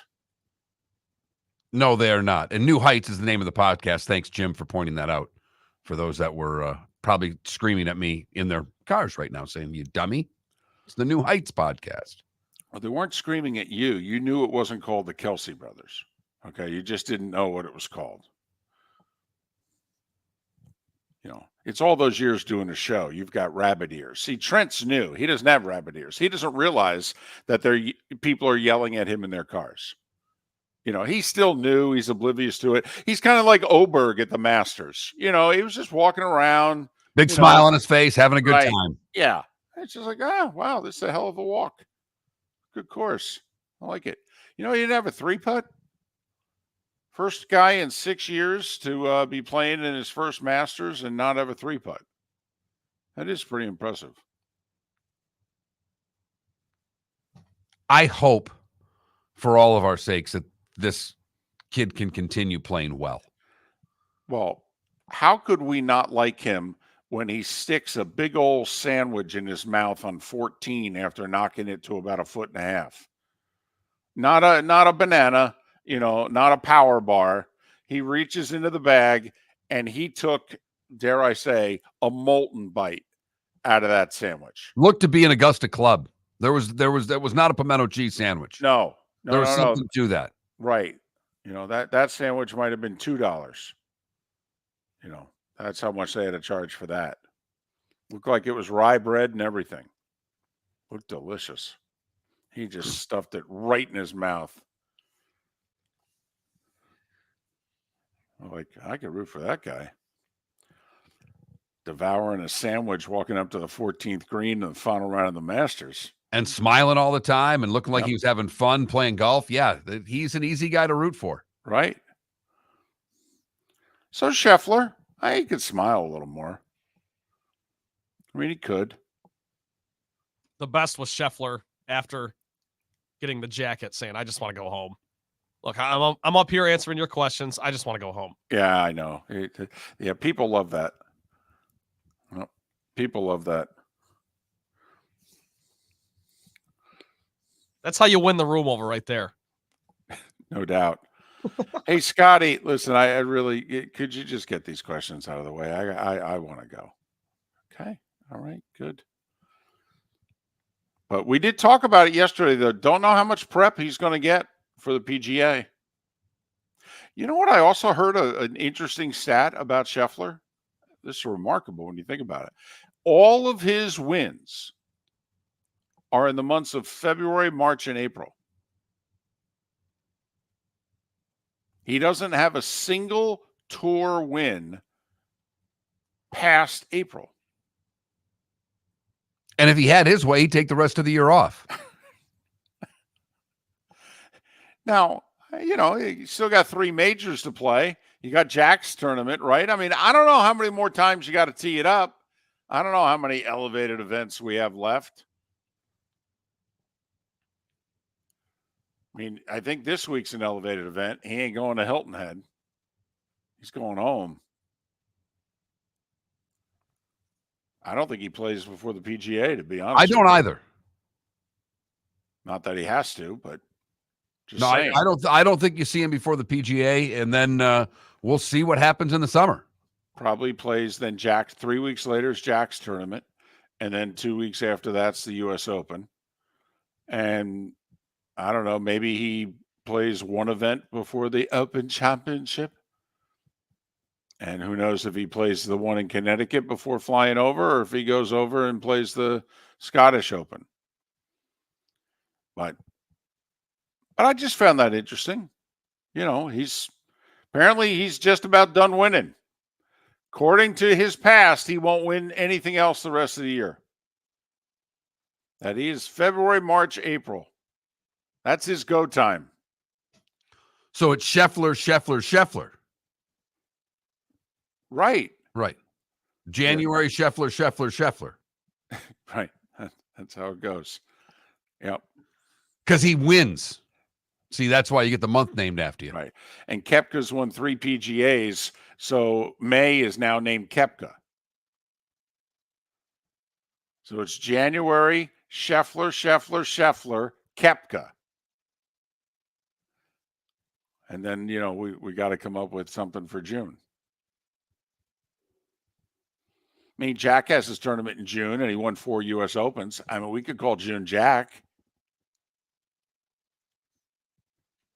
You can't call it Nicholas. See, he's a first-name guy. You've got that right. I'm not calling them Scotty and Brooks. No. Mm-mm. There's Tiger. There's Jack. Phil just makes the cut. Just 6 majors. One of the 15 greatest golfers of all time. Maybe one of the 10 best. And he just makes the first name cut. And it's Rory? I mean, because you're right. Scotty, you could go Scotty could be Pippen for crying out loud. Well, sure. But Rory? Hasn't won a major in 10 years. I understand. He's come close. Yeah, okay, that's great. No, seriously, that's I know. I just had to throw it in there. But now he's won like 3 DP World Championships. He's won 2 or 3 Tour Championships. I don't know. I don't think he's got the complete resume yet to be a one-name guy. I know that's how we refer to him, but if you really think of it, I mean, is he worthy of just being a one-name guy? No. Madonna, Whitney. Well, you got to get lucky too, because even if you're worthy of being a one-name guy, you can't always be a one-name guy because your name isn't unique enough. Bruce. Now this is where I'm going to get Mark mad at me. Bon Jovi. I don't know how Bon Jovi could be. You're breaking your own rules. It's a last name, not a first name. I know. And you're just trying to get under my skin. You're damn right I was. You know what I'm going to do? I'm going to take a sweaty wristband and throw it at you and say, here's your memorabilia, while I tell everyone else, Pat Kirwan is next right here on Miller and Moulton. The law firm of Michael F. Hornung specializes in criminal defense, DUI, personal injury, nursing home claims, and auto accidents. I'm a former prosecutor with over 34 years of experience. The information I know is information you need to know. If you've been arrested for a DUI, time is of the essence to maintain your driving privileges. Call the law firm of Michael F. Hornung for a free consultation. At the law firm of Michael F. Hornung, we are committed to excellence in your representation. Being a local attorney with local knowledge is clutch to the success of your case. For over 30 years, we have successfully represented the citizens of Southwest Florida. For a free consultation, call 239-437-0095. That's 239-437-0095. Our offices are conveniently located in Fort Myers.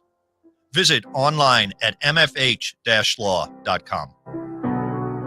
Visit Jason and Todd at the Diamond District. Hi, I'm Jason. And I'm Todd with the Diamond District. I believe in complete transparency. If you're shopping for diamonds in Naples, you're paying too much. If you're shopping in the Cape or Fort Myers, you also won't see the selection you deserve to have.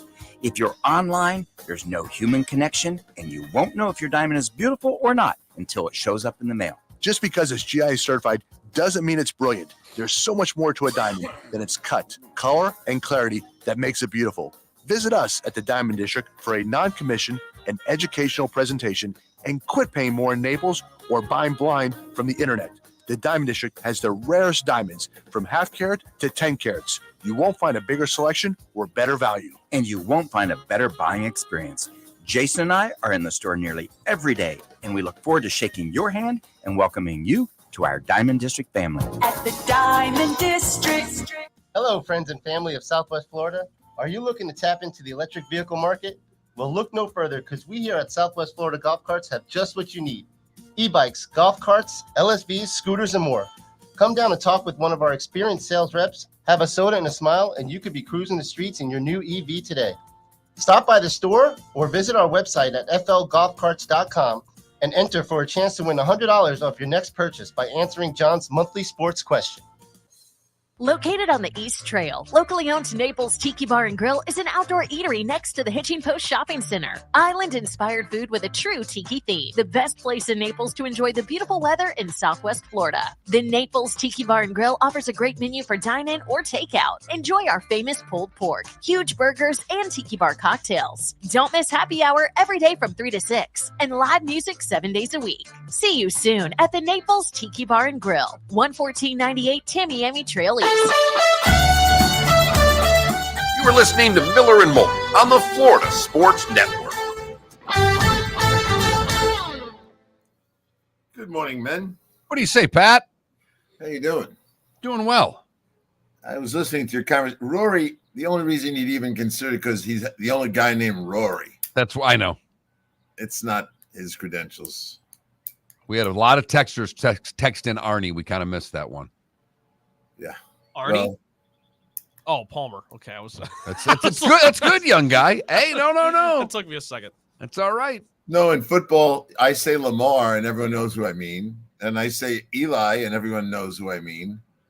And I do refer to some guys by their first name. I was listening to you guys going, I wonder who I refer to only by their first name because I can. OJ. Peyton. You know, I don't care if there's 100 Peytons. If you say Peyton, they know you mean Manning. Yep.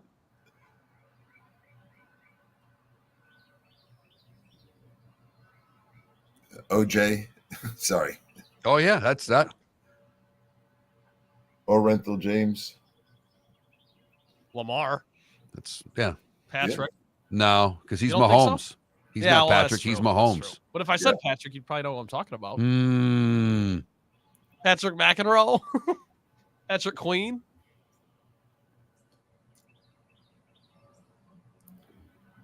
Definitely Ray Lewis had that credential.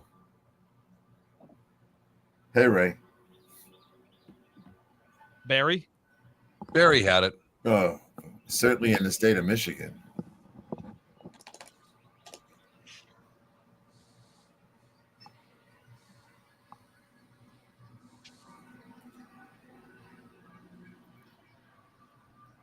What else is new today? Well, our equipment isn't working right, so we got. And we've got Trent back. He's been gone for a couple days. Had to go to Michigan for some tests. Yeah, so. I know you're back, Trent, but the equipment not working. That's not new. That's really not new. New for you. Yeah, I mean, I would just like if things worked.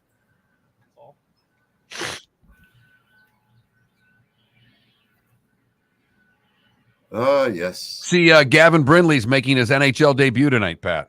Yeah, his dad told me that they were, as soon as the season, they lost to Boston College in the semifinals, and that was it. He was leaving after. He said last year, I'm going to play one more year, and I don't know.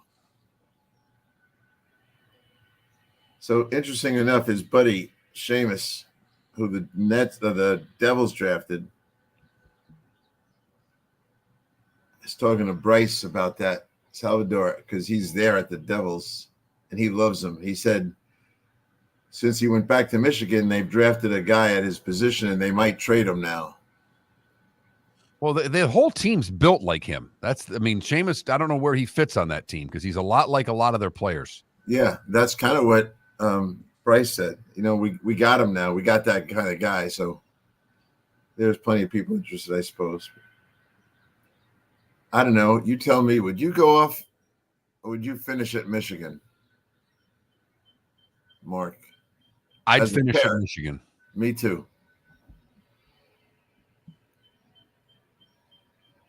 Because you know he's never going to get a degree now. But, you know, Brindley's a different thing because that was just 2 years there, right? He's just after a sophomore year.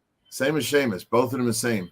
I think Seamus after his junior. Seamus went a year before Gavin, I thought. Nope. They went to the same junior team. Okay. So Seamus was drafted a year before Gavin. He was drafted the year before.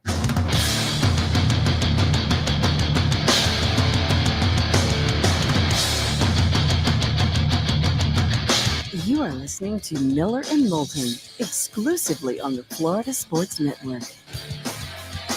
And now here's Mark Miller and David Moulton.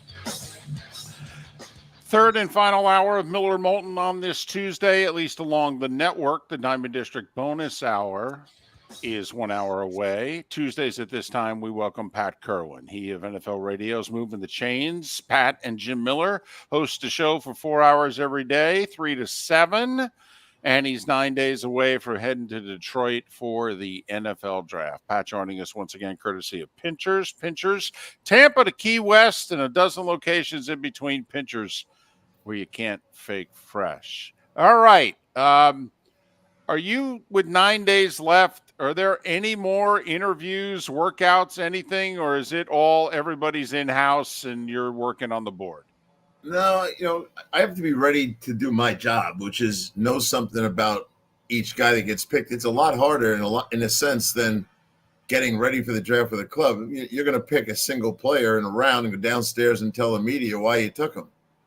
This job is every 5 minutes there's another pick, and you got to have some concrete rationale for or against why they took the guy or why they had a trade.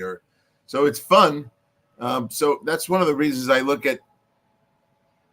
I've talked to you about this before. I look at your team top 3 needs, and then how far down in the draft would teams have to go to get that need satisfied? An example, like I talked to you about this before, David, tight ends. I project 8 or 9 teams need a tight end in the first 3 picks. And to get to 9 tight ends, that goes all the way to the 6th round. That's why you might take a tight end a little earlier than people think. The defensive ends, I've got 10 defensive ends projected for the first 3 rounds around the league. And to get there, you're going to have to get into the 4th round. And that should motivate you, in a sense, to take a guy a little higher. So when we say things, oh, that guy went around higher than I thought, many times it's because their projections are, to get to what we need, we're going to have to go too deep into this draft, so let's take them now. Some of the positions are in great shape. A wide receiver, I got 12 teams that need a wide receiver in the first 3 rounds, and you only have to get to the 2nd round to get to 12. So that's a nice opportunity to maybe pass on one, not the first 3 or 4 guys, but after that, knowing you can get one a little later. Cornerbacks, I project 14 of them. We used to do this. I did this for a living. And then how far down in the draft to get 14, and that's the 3rd round. So as long as you're in the first 3 rounds, even early 4th, you're okay. But if you start dipping that, you have to get to the 6th round, which is the tight end situation, then all of a sudden you're thinking about maybe taking one earlier, what will come out of all of my mouths? I can't believe they took that guy that early. But if you study it the way I do, you kind of understand why it might happen. All right, talk to me about the Dolphins, who only have, a 1st and a 2nd, then they've got a bunch of late round picks. They seem to be in a prime spot to trade down. They need offensive line help with this is a draft that's thick with the offensive line. Are they someone that you suspect will trade down? Well, there's a lot of teams that want to move up. I shouldn't say that. There are a lot more teams that want to move down than move up. So it's always, if you want to give it away for less compensation, that'll be another comment we all make. I can't believe they got it for that. So, just because you want a 2nd round pick doesn't mean you're going to get one. If you need picks and the guy says, I'll give you a 3rd, or I'll give you a 3rd next year, you're going to turn it down to move down 4 spots. But I say this all the time. Certainly I've said it on this show many times. I'm only moving down as many spots as I like that many players. So if I like 4 players, I'll go down 4 spots. But if I like 4 players and the move down is 6 spots, I'm not doing it. I don't know. Maybe if you guys had your owner sitting next to you when you were making that decision, you wouldn't do it either. Either that or you just look right at them and you lie. You go, no, we're going to get so-and-so. And then when you when they go, you sure of that? Well, yeah, I'm positive, boss. And then you just, hope you're right. Let's see, what's it, 10, 12, 15 minutes in between picks. So you're sweating it out an hour. Okay. You just hope that you're right. We've had a few people in our Twitch chat room, Pat, who want you to talk about the Vikings and, quite frankly, what it is you think they are doing. Are they just calling Arizona or even New England and the Chargers, and are they just wearing them out? Is it just painfully obvious that they are going to give up the ransom to get a quarterback, or what is it that you're hearing about the Vikings? Well, they boxed themselves into the corner. The rest of the league knows it. They have not disclosed which one they want, nor should they, nor will they. But they can't just talk to 2 teams. They've got to talk all the way down the line, because New England's going to take a quarterback. When I heard the owner say it at the owners' meetings, I sure want a quarterback at our spot. Arizona might just turn you down. They don't need any picks. Arizona's got more picks than they need. So why would they move down and give up the top receiver that they perceive? Then you start talking to you're talking to all these teams. You're not talking to them one today, you're talking to them regularly to find out where your landing spots are. And let's say the Chargers say they will do business with you, but they want, funny as it may sound, Jimmy Miller had Minnesota this week. He was desperate to get up. He didn't want to get stuck. And he decided in his mind he was going to get up. And I knew that he was going to say eventually whatever I asked for. You know what I got out of him in a fake draft? The 2 number 1 picks this year, the number 1 pick next year, the number 4 pick next year, and that young receiver from USC. I said to him, I'm not moving down unless I have my receiver now. And I'll take the USC kid. And I said, I said to him, I don't think I'd do this if I was you, but I'm not doing it unless I get this. And he finally agreed. He was calling me at home over this thing. So 3 ones, a 4, and Jordan Addison is what you got for the Vikings to move up from 11 to 4. That's what the Chargers got. 11 to 5. Just 11 to 5. Yeah. Wow. Because I knew, and you think about this, if you own the 5 spot, Mark, and all of a sudden the Vikings are calling you like a lunatic, what do you know? Everyone else turned them down. And now they're starting to slide down to a spot where maybe someone could jump them. So when they start calling down the line and they got to the Chargers, you knew Arizona said, forget it. The Patriots said, forget it. Now all of a sudden you start raising the price because they're getting desperate. So ultimately, I don't think it's a bad thing for them to sit there and take what comes to them, because they shouldn't be giving away that kind of crazy compensation. And if you think those kind of things don't happen, think of some of the stupid things guys have done to go up the draft board, like the 49ers, and then the guy, they get rid of him.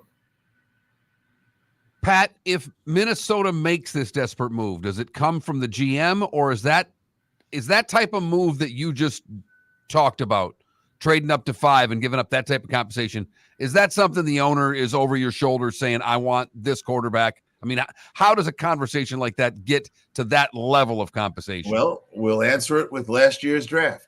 How did the quarterback of Carolina land up in Carolina? The owner wanted him, right? And Chicago's picking first again this year.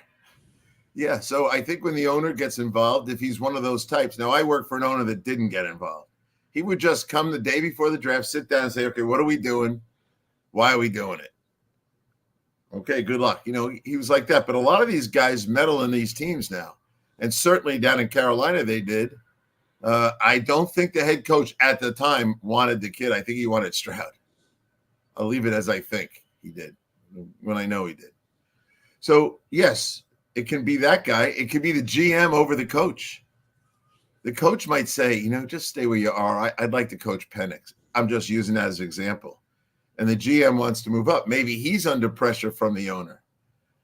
And sometimes it never reveals itself, which is really frustrating. How did it get to this? But I think in the case of Carolina, we knew it came from the owner. And in the case of Minnesota, you know, the GM is the guy that didn't negotiate with Cousins when Cousins wanted to stay back in the summer. Right? Didn't he say he wasn't elite, Mark? David? Oh, yeah. So he put himself in this box. Yeah, no, this is 2 years worth of work to get here. I mean, Cousins wanted to stay, and he said it over and over again for a full year. And the coach talked up how valuable Cousins was in the room, how much he admired Cousins. I mean, Cousins ran that coach's offense beautifully. And listen, the wide receiver basically endorsed Cousins also by saying, I'm not going to sign an extension until I find out what the quarterback situation is. He basically said, you re-sign Cousins, we can do a deal. Right.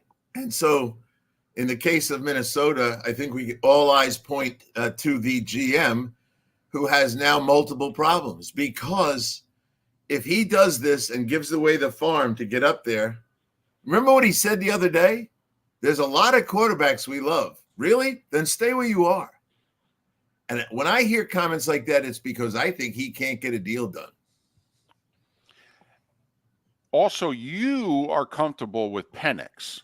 So that's why if you were the Vikings, now I know you wouldn't have handled the situation the way they've handled it the last year and a half, but you would be comfortable just waiting to 11 and taking Penix, right? Yes, I would be.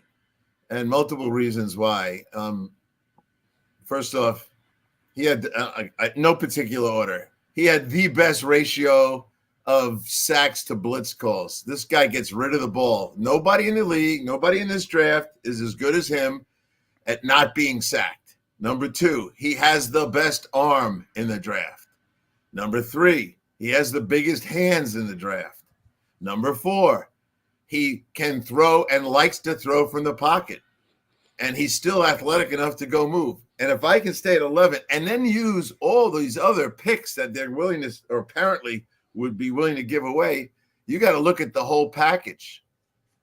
It's Penix plus 23, plus next year's one, plus not losing any players on your roster. That's why I do it. Pat, did anything about the Michigan game scare you off with Penix? Because he looked great up until that point. We're up on it. That Michigan game didn't scare you? Well, it didn't scare me any more than about 6 games that Williams played at USC. It didn't scare me any more than the Notre Dame game with him. Yeah, here's the problem, and this happened with Peyton Manning. We had the first pick in the draft when Peyton was a junior. We had the first pick in the draft when Peyton was a senior. You know what happens when you have those kind of high picks?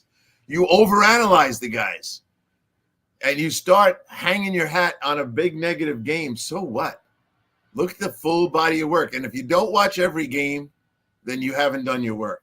So the one game does not bother me. He's Pat Kirwan. NFL Radio's Moving the Chains, weekdays 3 to 7. And we'll come back with 10 more minutes with Pat Kirwan on Miller and Moulton after this. Hello, friends and family of Southwest Florida. Are you looking to tap into the electric vehicle market? Well, look no further, because we here at Southwest Florida Golf Carts have just what you need. E-bikes, golf carts, LSVs, scooters, and more. Come down and talk with one of our experienced sales reps, have a soda and a smile, and you could be cruising the streets in your new EV today. Stop by the store or visit our website at flgolfcarts.com and enter for a chance to win $100 off your next purchase by answering John's monthly sports question. Visit Jason and Todd at the Diamond District. When choosing something of high value and personal significance, such as a diamond, you want to shop with the best, and the mall is not the place to be. Here are my friends, Jason and Todd with the Diamond District. Take a stroll in the mall, pop into a few jewelry stores, and you'll soon discover you're in the wrong place. Rings begin to look all alike. You're not finding GIA certified diamonds.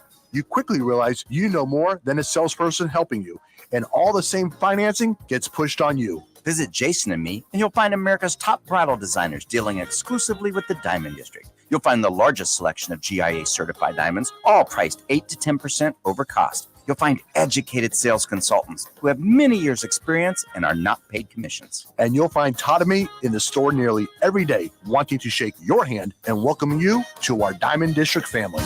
Visit Jason and Todd at the Diamond District. Located on the East Trail, locally owned Naples Tiki Bar and Grill is an outdoor eatery next to the Hitching Post Shopping Center. Island-inspired food with a true tiki theme. The best place in Naples to enjoy the beautiful weather in Southwest Florida. The Naples Tiki Bar and Grill offers a great menu for dine-in or takeout. Enjoy our famous pulled pork, huge burgers, and tiki bar cocktails. Don't miss happy hour every day from 3 to 6 and live music 7 days a week. See you soon at the Naples Tiki Bar and Grill, 11498 Tamiami Trail East.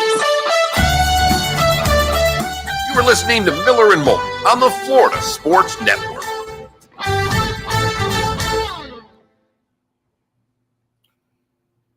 Yes. Oh, Mark, I'm so disappointed you didn't come to that game with me. I know. That was some game. And then the third game, which made the game great, even though they clinched, was they sat a lot of guys, and they went out there with their backups and forced that thing into overtime with about 3 minutes to play, and then won the shootout, which they don't usually do. It was great. Yeah, I saw the text. I didn't even see what was on text. I saw a text from Pat. I'm like, oh, crap. He's inviting me to the game. I got to go to softball practice.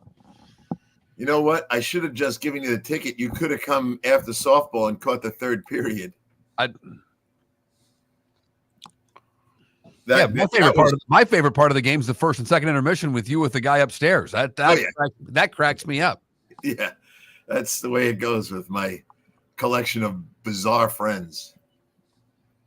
Yeah, but that was as fine a 3-game series for me all year. There, that damn GM, whether you like him or not, he went out and get that Hussein guy. He was the first-round pick of the Islanders 10 years ago, and he tried to be a rapper, all this craziness. That guy just is so different than the other players. It's the calmness of those players. They're just very calm with the puck. When they've played at that level, they know that they've got more time than the guys at list level realize. And the puck never leaves his stick.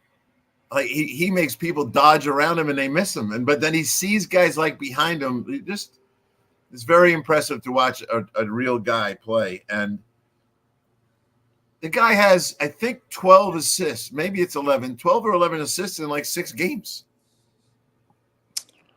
Well, all of a sudden the young guys look better because he's feeding them the puck. In fact, I don't think he shoots enough. He's so good at passing. He's just one of those guys. Fun to watch, though. He's African and Chinese. I went back and looked at his. I mean, he's some combination, that dude. Yeah. I may check out the first game of the playoff series is Thursday night here in Jacksonville. I may go. Yeah, at Jacksonville. I like their goalie.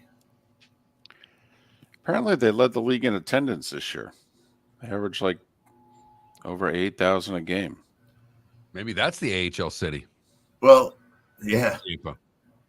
Big enough barn. It is a big enough barn. That's an interesting idea right there. That place that Arizona plays in only holds 5,000. That's like not even. It's 4,500. Hey, you got to get the hell out of there. They are. It's done. Yeah. I'm telling you, Pat, the NHL may go to 36 teams. Unlike football, I think that's more than possible. It's almost probable. It's amazing in the South how much people like hockey now, and it's a gravitation. They've gotten the pull from all north that are coming down here, but only because I'm involved with USA Hockey, I see how many kids they're developing. Now, it's ridiculous. The USA, now, Boston College got to the finals and lost to Denver 2-0. Mm-hmm. Go look at their roster. I get a chance to meet that coach. He's always at Ryan Vessey's program. And I got a chance to talk to him for the last 2 years. Good guy. But their whole team is USA development players. They got like 2 Canadian kids and 1 foreigner from Sweden, and it's all American kids. When was Boston College like that? They used to be all Canadians. No, BC's always been all American kids. BC's, but usually it was just kids from New England. Just kids from New England. Yeah, they're that guy is like, and I just, America's going to overtake Canada in hockey because we have just 3 times as many kids playing now. Their country, the Canadian guys I talk to in Quebec are like, it's just a matter of time now. We just can't. We don't have that many kids that are playing. I can see that. And America crushed everyone in the World Juniors. That's when Gavin had 6 goals. You know what's interesting about Columbus? Because that's where he's playing, right? Yes. Is because they had another horrible season, and I guess they had their second best attendance season ever this year. We're coming back. Is that right? Yeah. They always feel like a nondescript team to me. I don't know them. You're listening to Miller and Moulton, exclusively on the Florida Sports Network. 21 minutes past the hour. Our remaining moments with Pat Kirwan. NFL Radio's moving the chains weekdays 3 to 7. He and his co-host Jim Miller will be doing the draft once again, which is 9 days away. By the way, do you like this draft? Like, is this a good draft? Do you go, man, you know what? A lot of talent in this draft. And there are some drafts in which you only have about 16 or 18 guys rated as first rounders. Just curious, do you like this draft? Well, I've had and personally been involved with drafts that didn't have a quarterback. And when you get stuck with the first pick, which we did, and there were no quarterbacks worthy of the first round, it's an odd draft. It's hard to trade. But with 4 quarterbacks potentially going 1 to 4, that's a bit of a signature. Now, it doesn't mean they're all going to be good, but I think they're going to take 4 quarterbacks right at the top, at least 3 in a row, and then a 4th. But so that part I like. And there's certain positions that are strong, but there are certain positions that are necessary in this league that are weak. Corner's pretty good. Not so much with defensive tackle. If you need big tackles on defense to stop the run, we talk about this all fall. Oh, they can't stop the run. You know, the Dallas Cowboys, those kind of places, they're going to be frustrated. As I went through it, like you go back to last year's draft and look at the big wide bodies. There were like 10 of them, maybe 12 of them that could run plug the thing. And this draft does not have that. It's got 3 or 4 guys that are just big bodied dudes that, Jimmy likes to call it the planet theory. There's just not many of them on the planet. And this is weak in that area, so it's a little dangerous. So if you don't have one, you again will not be stopping the run this year. How much better is Harrison than the next best receiver, in your opinion? Close, really close. Harrison had the hype all along, but that kid Neighbors is something else now. And if you really study him, you really see the what is he to me? I don't know. What was the kid's name that played for the Eagles? He went to Long Beach Poly. He was 170 pounds, but he get behind everybody. This guy Jackson. Yeah, he's sudden as could be. He's got great route running skills. He's a fun kid to talk to. His personality doesn't appear to be diva like yet, like that. Keyword yet, everybody. Right. Yet. Okay, now he was not a diva for the last 5 seconds, but here he is. So I like him a lot. I think a lot of guys would argue that he's as good. I think it's nice to have those two, and I think Adunze is pretty damn good too. So I like all those guys, and I would love to see Buffalo get their hands on Brian Thomas. Oh, come on. He's not lasting until 28. I didn't say that. Okay. You did. Right. Well, no, you said you'd like to see. Do you think Buffalo's got the ammunition? Because to me, I think there's 4 receivers and then you draw the line. There's 4 offensive tackles and then you draw the line. And that's why I think these guys are all going to go in the top half of the draft. That if you're trying to get that 4th tackle or that 4th receiver, you're going to have to move. Yeah, I agree, but not all the way up to 10 or something. I don't even think to 15, and I'll tell you why. There's too many tackles that can start right away. That's a big part of what's coming up. Right early in this draft, there's going to be that little run on. Once that alt goes, you're going to get people scared. And then there's those weak position. Dallas Turner and verse Brock Bowers. There's a couple guys where their position line is weak, and you got to take them early. And I think that's going to push Thomas around a little bit. I'd love to see Buffalo get up and get him. Any chance Bowers slips past, the Jets is a big talk there, but if the Jets don't take him, could he slip even further? Or is the tight end position so weak that someone will either come get him or can't pass up on the talent? I think someone will come and get him, but I think someone's board's going to tell them they have to take Bowers. If you actually are disciplined and look at your board that you spent $10 million to build, and Bowers' name is sitting there, and you're picking at 11, 12, and you've already solved your quarterback situation, some of those teams haven't, then you're going to look and take that guy. I'm not a Bears fan. Jim is. If I were the Bears, after I take Williams, I'd be taking Bowers at 9. We talked about that a couple of weeks ago, that if you're the Bears and you're all in on the quarterback and making him successful, don't you go all in on the quarterback and making him successful? And outside of maybe drafting a left tackle, could you do better than getting him a really good skill player? Well, we know the history of the position, and we study those guys. Michael Vick, he just threw to his tight end for the first 2 years of his career. He didn't really do anything else.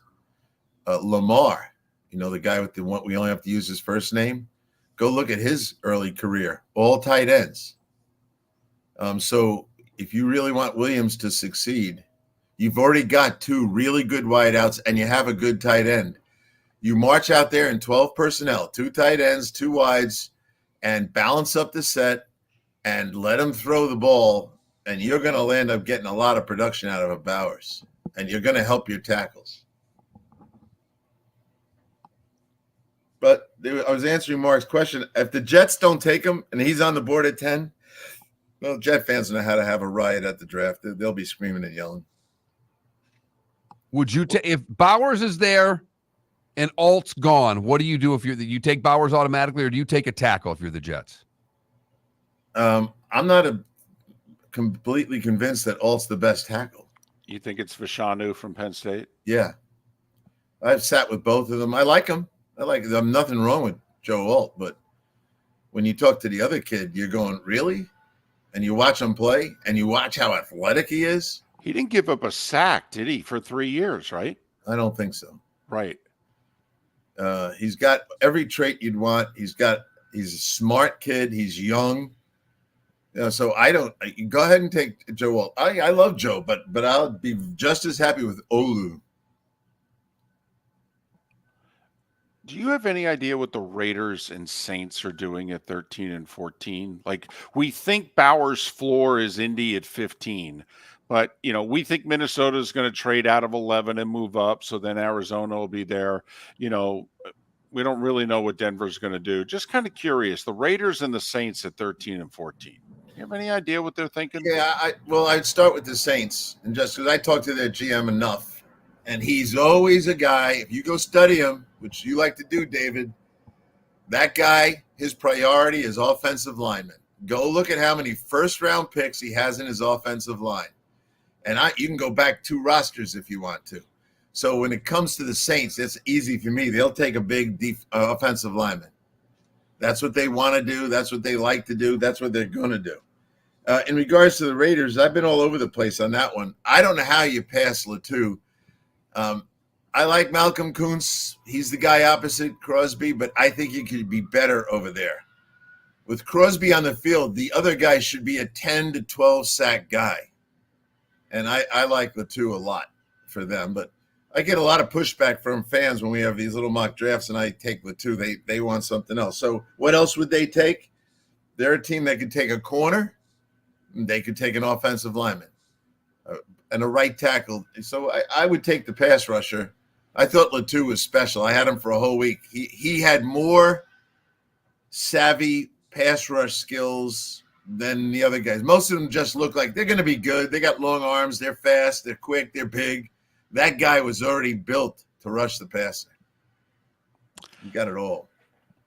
He's Pat Kirwan. NFL Radio's moving the chains, weekdays 3 to 7. He's headed to Detroit in 9 days for the draft. Pat joining us once again, courtesy of Pinchers from Tampa to Key West and all points in between. Pinchers, where you can't fake fresh. All right. Enjoy your final week home before you start traveling again. All right. Yeah. Mark might recommend a few places to me. We're going to his place. What about it, Mark? It's been a long time, Pat. You might have talked to Trent. Trent's the one that's, he's the one that's in Motown every other Sunday with his brother's girlfriend for football games. No one could have said it better than you. Trent, I'll be giving you a call. Yeah, right. Sounds good, Pat. Feel free to give me some advice on Detroit. I'm going to be stuck there for 4 days. Visit Jason and Todd at the Diamond District. If you're in love and thinking about a diamond, you'll want to hear from my friends Jason and Todd at the Diamond District. When purchasing a diamond, you deserve a relaxed, stress-free, and educational experience.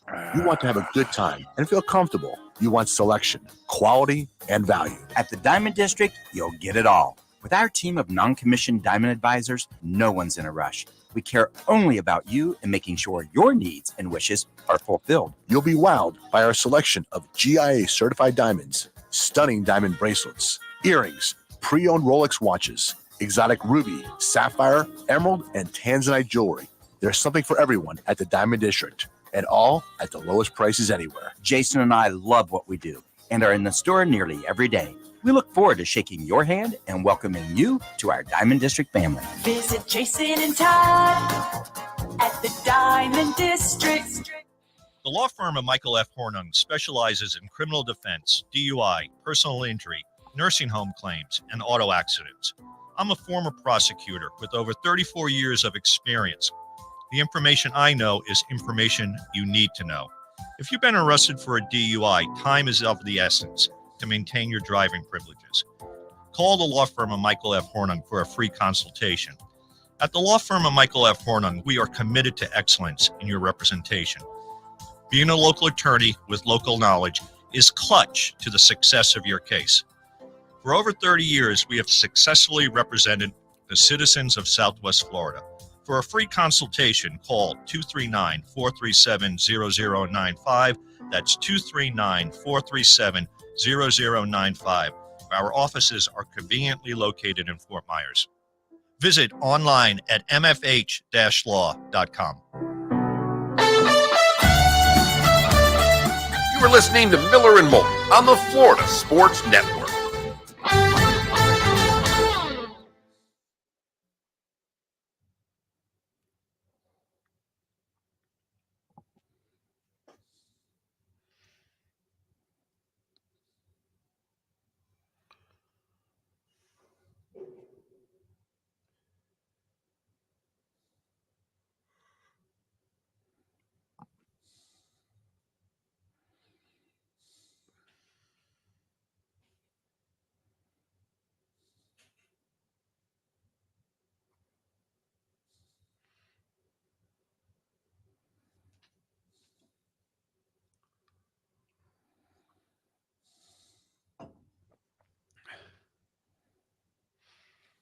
Logic, man, it's not an average attendance of the AHL team. It's the size of the building, unfortunately, because the Everblades have a big enough attendance to be in the A, but they don't have a big enough building.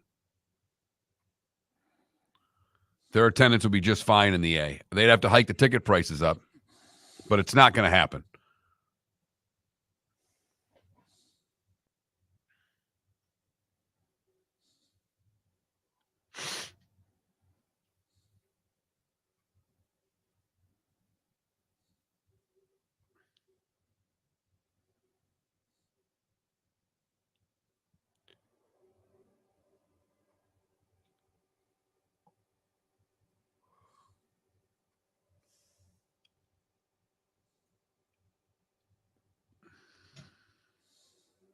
David, I got the computer working again, by the way. Oh, okay.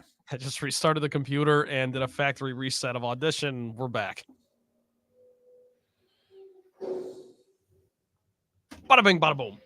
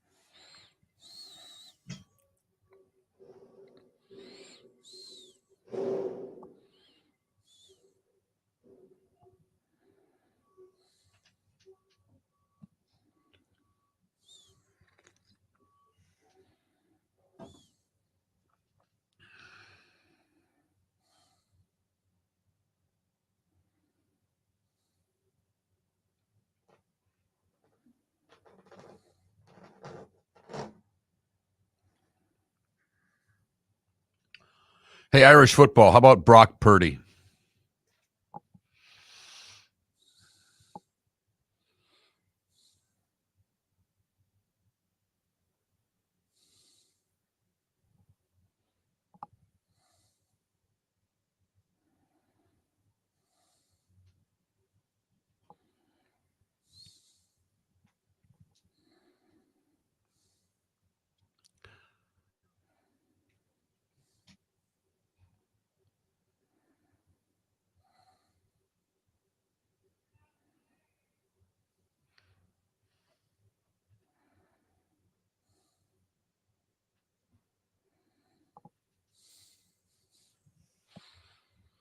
What's Irish football been in shape about?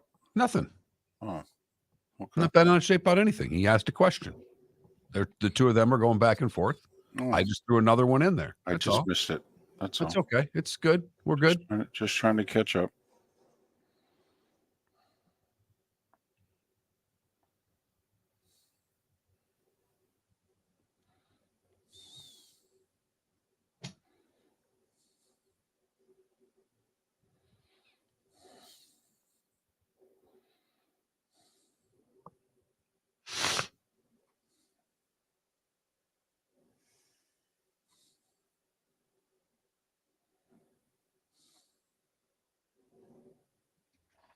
Here we go.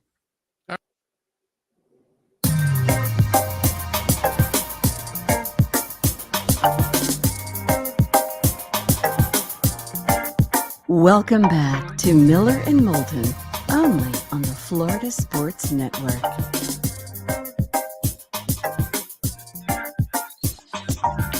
"22 minutes until the top of the hour, till we're done along the network." Miller and Moulton, millerandmoulton.com, Miller_Moulton on X. So we, I believe, both believe this, but I was the one that said it, that, based on what Scotty Scheffler said after the Masters, is that he's just going to head home. Well, he's listed as playing at Hilton Head. Still, he hasn't withdrawn yet.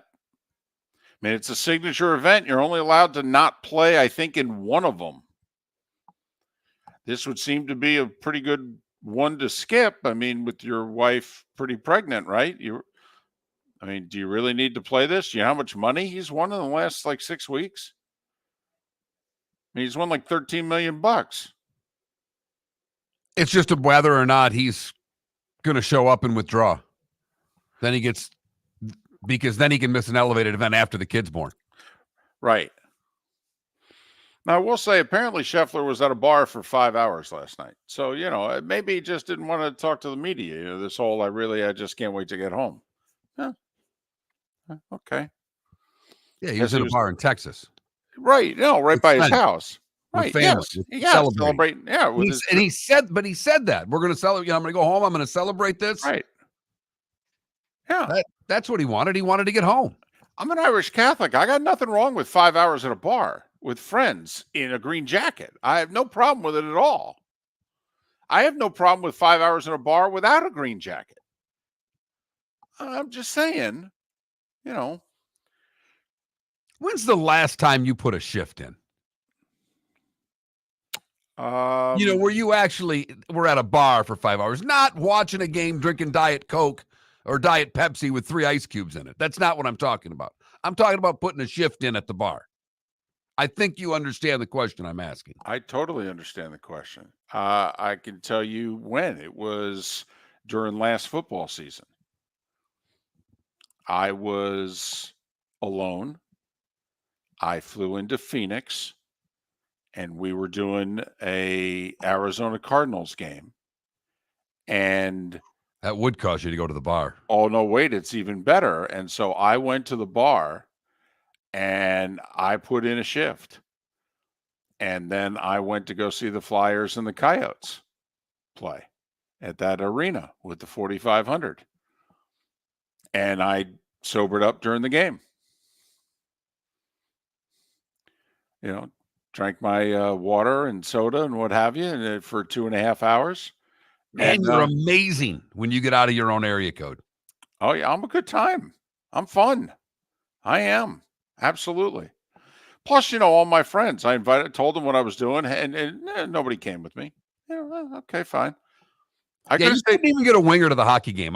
Intimate atmosphere, and no one wanted anything to do with it. No, the problem is that the two wingers, they want to go out after our game on Monday night because they work still on Sundays. Okay, they are the stats guy and the spotter for Adam Amin. And so they work Saturdays too, right? And they work Saturdays doing college games, yes. Sometimes it's Friday nights, but yes, Saturdays. So, they are flying in very late Sunday night or very early Monday morning to our Monday night football games. So they're ready to go at midnight Monday. They want to party all night and go straight to the airport because they're on 6:30 a.m. flights out of town. And so that's their routine. They do 3 games in a row, boom, boom, boom, and then they party all night and they take the Uber to the airport. And I'm the nerd because I drive them to and from the game, sometimes drop them off at the establishment that they're going to close. And then I go back and I work on the starting 5 and I try to get 4 hours sleep. And they will text me throughout their drinking, okay, and let me know what's going on and what I'm missing out on. So I wake up at about 5:20 a.m. to all the fun that I missed. But I get to do Miller and Moulton with you guys. Huh? Hey, don't blame me. You want to start taking Tuesdays off and drink all night Monday? I've got no problem with it. But the problem with that is you're the one that's going to have to answer to Pat Kirwan when you start taking Tuesdays off. Oh, my goodness. Please. Miller and Trent don't care. You want to take the occasional Tuesday off, particularly when you're out west and you got to get up at 3 o'clock in the morning. I've told you, take it off. And you're like, nope, it's football season. Got to work. And I did last year. I took the day after Christmas off. Christmas was on a Monday last year.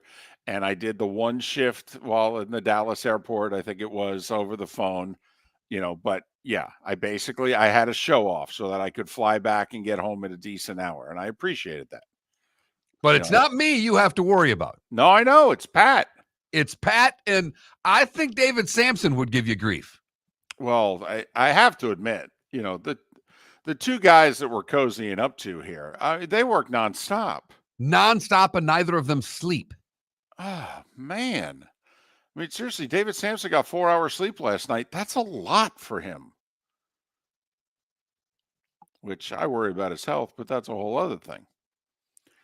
So, yeah, they work nonstop. I mean, Samson's doing podcasts. He's doing a tour. He's selling merch. He fits us in. But so I put in a shift. I did. I put in one shift during the football season. Good for you. Yeah. Mm-hmm. I have to be honest. I can't tell you the last time I put a shift in at a bar. I put a few shifts in at home or at a party, but my bar days have kind of ended because I'm the Uber driver for a 9-year-old, soon to be 10-year-old. And right near the bar was a Jack in the Box. And so I left the bar and I said to the bartender, I go, if you could hold this seat, that'd be great. But if you can't, I understand. And I left the bar for a half an hour. And I went and I pounded 4 tacos. And then I came back to just, soak up some of the shift that I was putting in.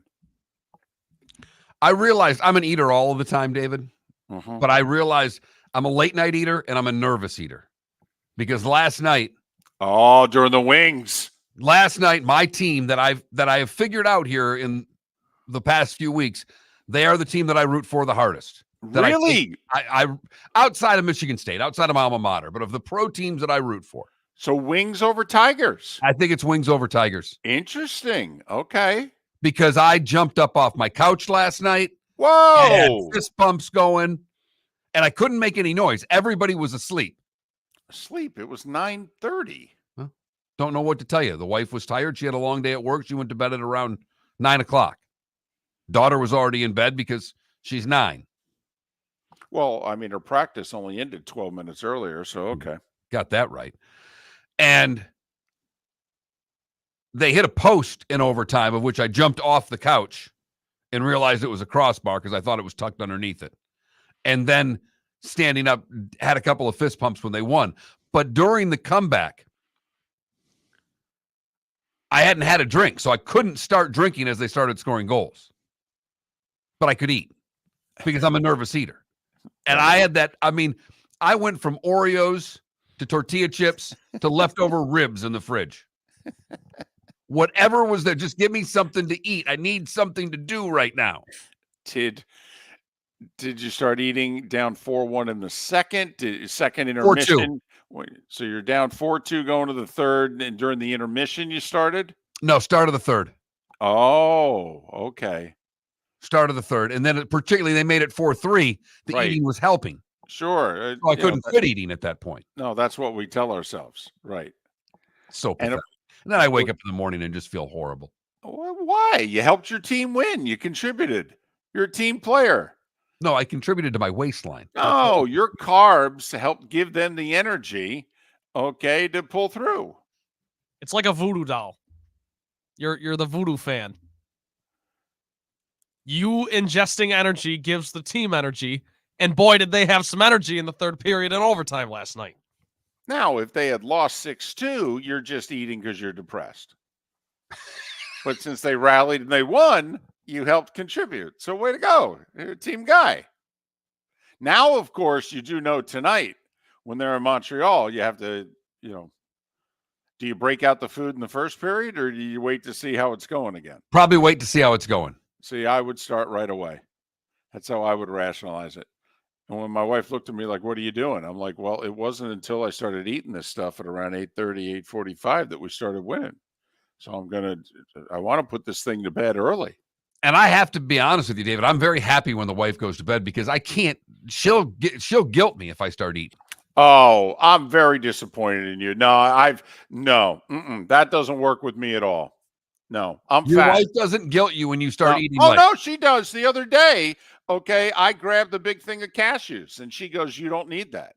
You don't. You're eating, energy, nervous, but you don't need it. You don't need those cashews. And I looked right at her and I opened the top and I 800 cashews in my hand. Okay, that's how big my handful was. I looked right at her and I go, you're right. I don't need these. And I proceeded to just open the hand over my mouth and swallow 520 of them at once. And looked right at her and said, you're absolutely right. Okay. And that's where, everybody's taking these, the shots that you lose weight on. Yeah, right. And it's supposed to curb your cravings. I don't know if I have cravings. I eat for sport. Well, first off, okay, I will say, like, I'm on a little bit of medication now. All right, just 3 or 4 pills a day. And one of them is supposedly, one of the side effects is that it's going to make you a little bit nauseous and you're not going to eat as much. How's that worked out so far? I haven't been nauseous once, and I eat like, it's my last meal on earth. I eat constantly. And so the doctor said, how's it working? And I go, it's working great. Every 90 minutes to 2 hours, I eat. And I did. I just went to the doctor the other day. He looked at me and I go, but I don't eat as much as I used to. So, yeah, a little nervous eating last night, watching some hockey. That's good. Another playoff-like night tonight in hockey. Four teams fighting for one spot. Separated by 2 points.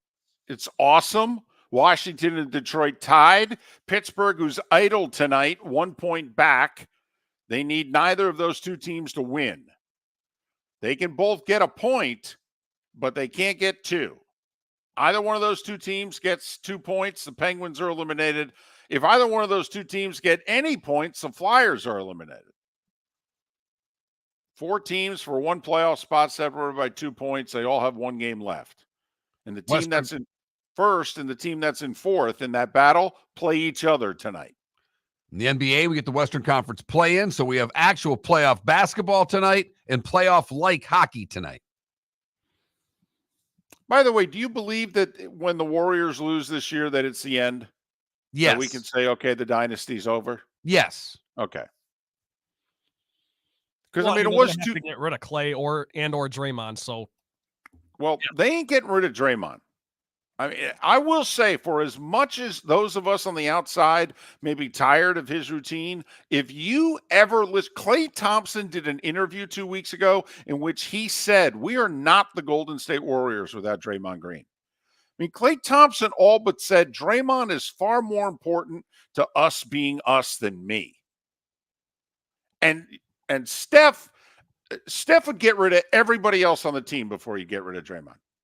That's all good and fine, but they are. Clay says we are what we are because Draymond. What are they right now? They're not a title contender. But I'm just telling you, though, you're right. Now, I think Clay leaves. I don't think they pay Clay. I think he goes somewhere else. By the way, Klay Thompson on the Magic would be awesome. It's exactly what they need. They need a shooter and a veteran and a winner. The Magic should give Klay Thompson 3 years, $70 million. Okay, come off the bench, be our 6th man, play 25 minutes a night, and just fill it up. But I digress. Might not be a bad option for the Heat either, because I don't know how much Jimmy Butler's got left. We'll find out. If that's all you have to pay him, I don't know why he wouldn't be staying in Golden State. Well, because they're way over the tax thing, and at some point they actually do have to get somewhat fiscally responsible here because they can't add anybody. But anyway, So we got that tonight. Sacramento Golden State, losers done. We got LeBron against Zion. Winner plays the Nuggets. And then they're done. Tomorrow's the East. Philly and Miami. Winner gets the Knicks. So we got good stuff, man. Hockey, regular season just about to end. Basketball, play-ins are starting. Baseball, 3 weeks old. We got a 2-14 team and a 3-14 team, and the White Sox and the Marlins. It's good times. Hope you enjoyed the show. We'll do it again tomorrow. Except in 239, the bonus hour is next. Hello, friends and family of Southwest Florida. Are you looking to tap into the electric vehicle market? Well, look no further, because we here at Southwest Florida Golf Carts have just what you need. E-bikes, golf carts, LSVs, scooters, and more. Come down and talk with one of our experienced sales reps, have a soda and a smile, and you could be cruising the streets in your new EV today. Stop by the store or visit our website at flgolfcarts.com and enter for a chance to win $100 off your next purchase by answering John's monthly sports question. Located on the East Trail, locally owned Naples Tiki Bar and Grill is an outdoor eatery next to the Hitching Post Shopping Center. Island-inspired food with a true tiki theme. The best place in Naples to enjoy the beautiful weather in Southwest Florida. The Naples Tiki Bar and Grill offers a great menu for dine-in or takeout. Enjoy our famous pulled pork, huge burgers, and tiki bar cocktails. Don't miss happy hour every day from 3 to 6 and live music 7 days a week. See you soon at the Naples Tiki Bar and Grill, 11498 Tamiami Trail East. Mark Miller for Molly Maid. Why Molly Maid, you ask? Trust. Moulton was a customer for 15 years. Affordability. Didn't I just say Moulton was a customer for 15 years? Worry-free services. Our professional house cleaners are fully insured and a 24-hour warranty. Call Molly Maids today at 239-774-5839. That's 239-774-5839 or online at mollymaid.com/FTMYERS. That's mollymaid.com/FTMYERS. The waterways of Naples are a beauty to behold, and the Bayfront Inn has multiple ways for guests to enjoy the water and have some fun. Gather your family and friends and enjoy a leisurely day on the water with a pontoon or deck boat. If you prefer to explore the waterways without a motor, the Bayfront has canoes, standboards, and kayaks. At the end of your journey, enjoy lunch or dinner at the Bamboo Tropical Bar and Grill. The Bayfront Inn. Something for everyone. On 5th Avenue in Naples. The law firm of Michael F. Hornung specializes in criminal defense, DUI, personal injury, nursing home claims, and auto accidents. I'm a former prosecutor with over 34 years of experience. The information I know is information you need to know. If you've been arrested for a DUI, time is of the essence to maintain your driving privileges. Call the law firm of Michael F. Hornung for a free consultation. At the law firm of Michael F. Hornung, we are committed to excellence in your representation. Being a local attorney with local knowledge is clutch to the success of your case. For over 30 years, we have successfully represented the citizens of Southwest Florida. For a free consultation, call 239-437-0095. That's 239-437-0095. Our offices are conveniently located in Fort Myers. Visit online at mfh-law.com. You are listening to Miller and Moulton on the Florida Sports Network.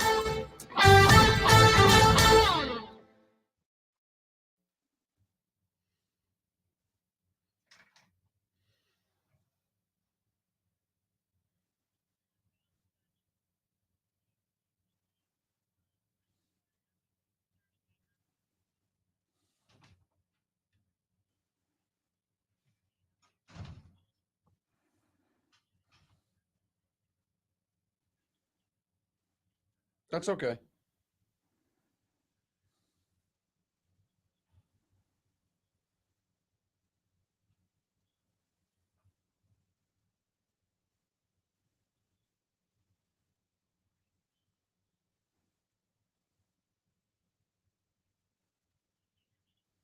Yep.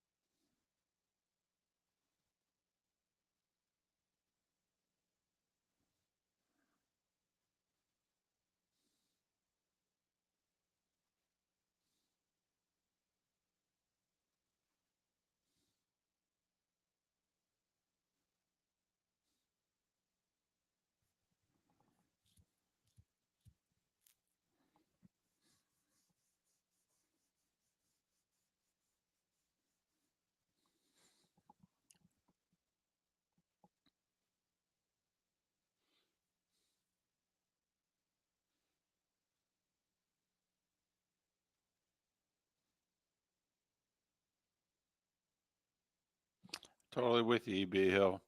I mean, don't you have to give Lipitor something to work on?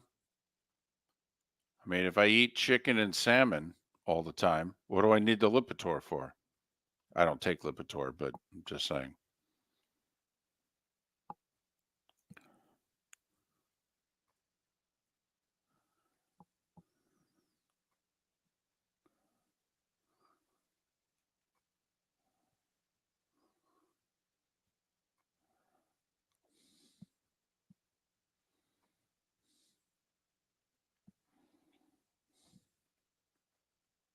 You know, when you leave a message and you tell the place, don't call until after 10. Right. And then they call at 8:40. Right. Yep.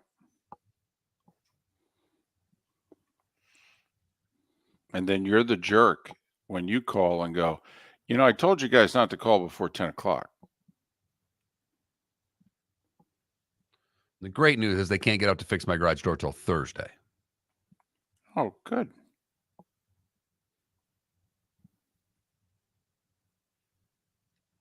All right, here we go. Okay.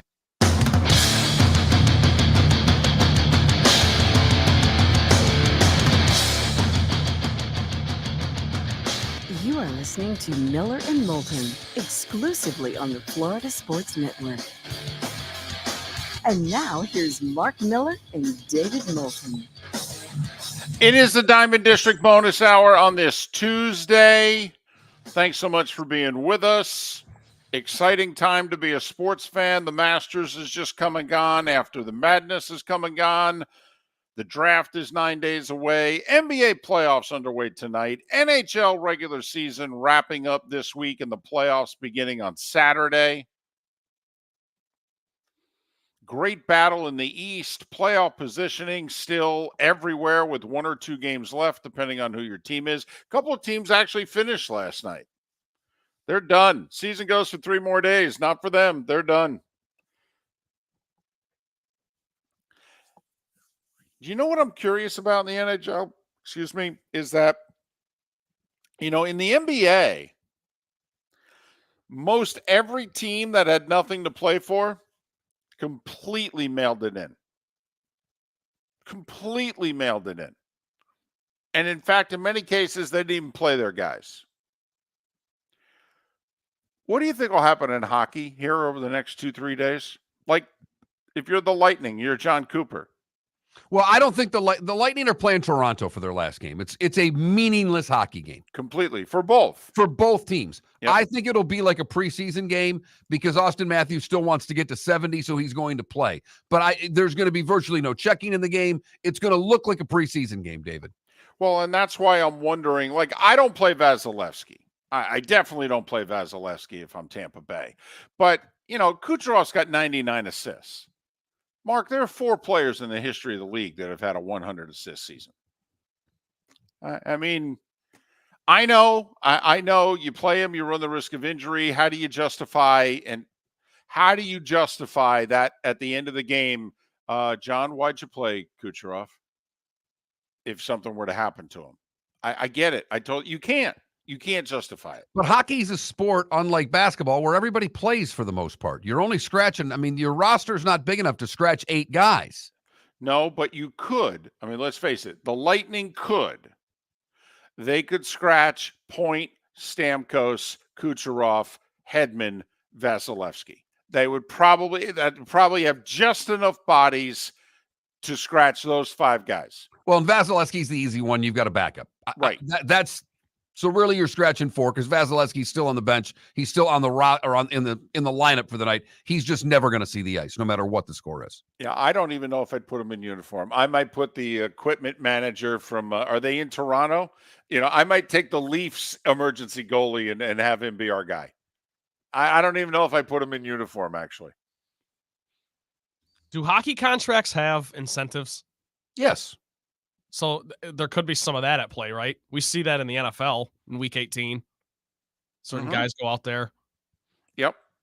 They try to feed them the ball, get them their extra $10K or whatever it is. In fact, there's a story going on right now. I mean, I got to admit, boy, people are coming out of the woodwork dumping on Doc Rivers. I mean, seriously, Doc Rivers lived a charmed life for 40 years as a player, coach, and broadcaster, and people are coming out of the woodwork right now. They sense, you can say bad things about Doc Rivers, and people actually believe you now. Where for the last 40 years, if you said it, nobody'd believe you. Because Nate Robinson came out the other day and said, "Oh yeah, Doc Rivers benched me for a game. It cost me $1.5 million for a player incentive, and he knew it, and he didn't play me, and it cost me $1.5 million." Make me mad too. I was going to say I'd hold a grudge. I would hold a grudge over $1.5 million. That's worthy of a grudge. I might hold a grudge over 1,500, but I'd certainly hold a grudge over 3 more zeros and a comma. Is 1,500 the number? Because if you don't hold a grudge over 1,000, well, if you did, you'd hold a grudge against the AAF or whatever the hell it is. Yeah, no. I'm not holding against them. No, I'm using its material. No. If the AAF actually called me and said, "Hey, we want to pay you the 1,000 we owed you," I'd say, "No. The story's too good. I need you to owe me the 1,000." My wife's listening right now, going, "What the hell are you talking about? You turned down $1,000?" Yeah, honey. The AAF owes me $1,000. I'm on like page 137 of the list of creditors. No, I don't want the money. I want to be able to say those. What's it, Bill Murray in Stripes? That guy owes me money. Right.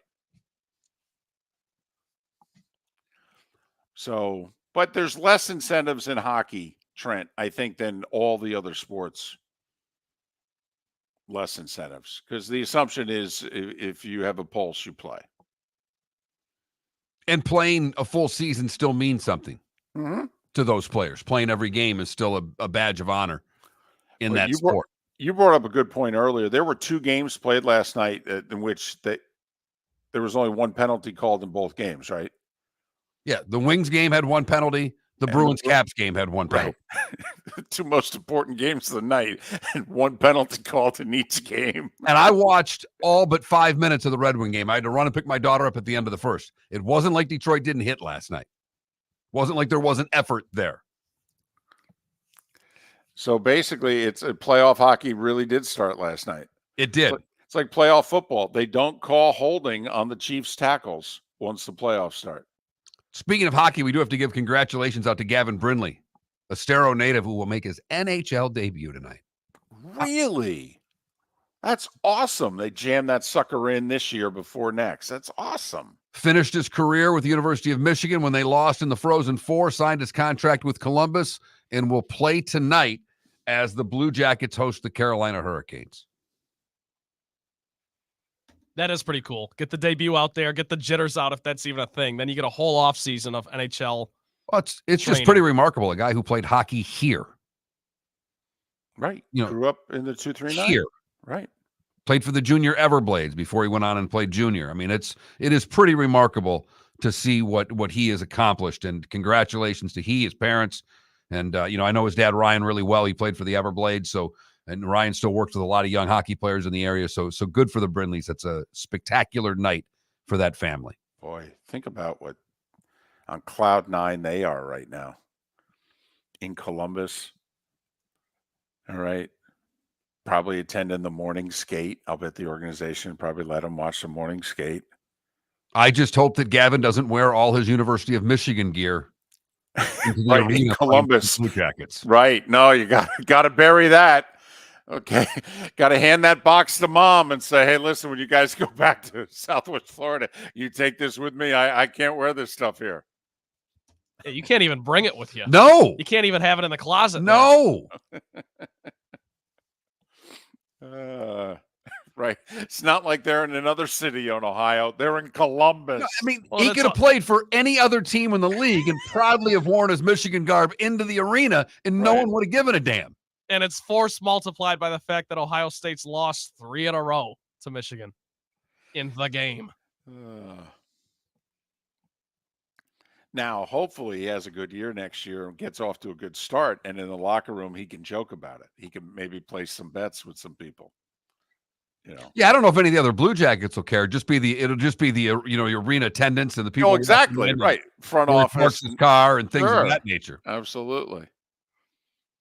Tell you what, though, if you You want to make bets with him, though, because if by chance, and especially since Ohio State's going to be expected to win this year, and they're at home, that, you make the bet with him in which you go, if your Wolverines lose, you got to wear something Buckeyes.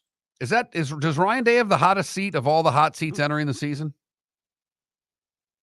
Oh, I don't. Now, I'm not saying from a fired standpoint, but the most pressure.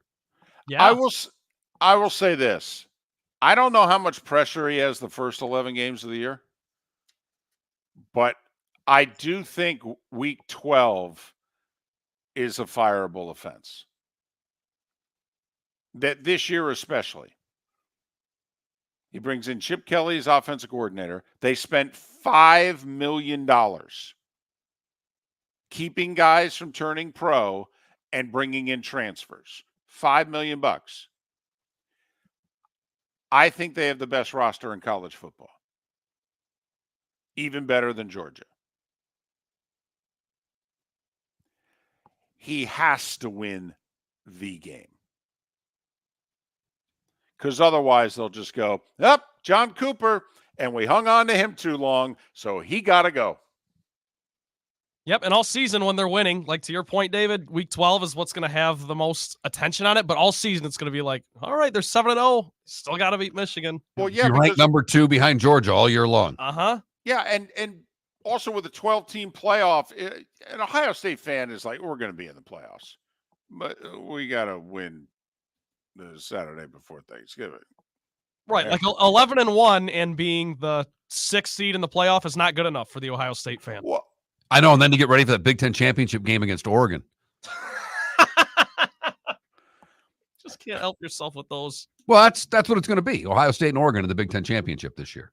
That's my prediction. All I know is we're going to be doing it on CBS. So, I mean, don't get me wrong. I'm going to mock it, but only to a point. Listen, they call it the Big Ten. There's 34 teams in that. Is that our fault? No. No, that's why the whole LIV, you can't change it to 72 holes because, what are you going to – no, you don't have to change the name. How many teams in the Big Ten? 18? I don't even know anymore. Yeah, 18, I think. So what are they calling it? Anybody saying we got to change this to the Big 18? I don't think so. What if they just called it the Big Conference? The Big. The Big. Oh, that's pretty good. That'd be good. But Ohio State would go, no. We own the. You can't use the. We own the. How about just Big Con? Con short for conference. Tonight on the Big Network, conference history. We'll look back at the career of O.J. Simpson. Oh, definitely too soon. Really? Yeah. Really? Yeah. Are you sure? Yeah. I don't think you can't. The Big Ten doesn't deserve that slander. Okay. It doesn't. Okay. Then from that standpoint, maybe. Now, if it's one of the final programs that airs on the Pac-12 network, now maybe they deserve it. The big conference. It's pretty good. And it is. Yep. Oh, it's huge. In fact, 10 maybe years, that's they'll what be they like, should. Let's look back on the all Big Ten matchup between Washington and Michigan for the national championship. You were the Big Ten, and now you're at 18 with the threat of going to 20 to 24. Don't you have to go from Big Ten to huge and then put a number next to it? We were the Big Ten. Oh, that's when we were the Big Ten. That's when we were a regional conference.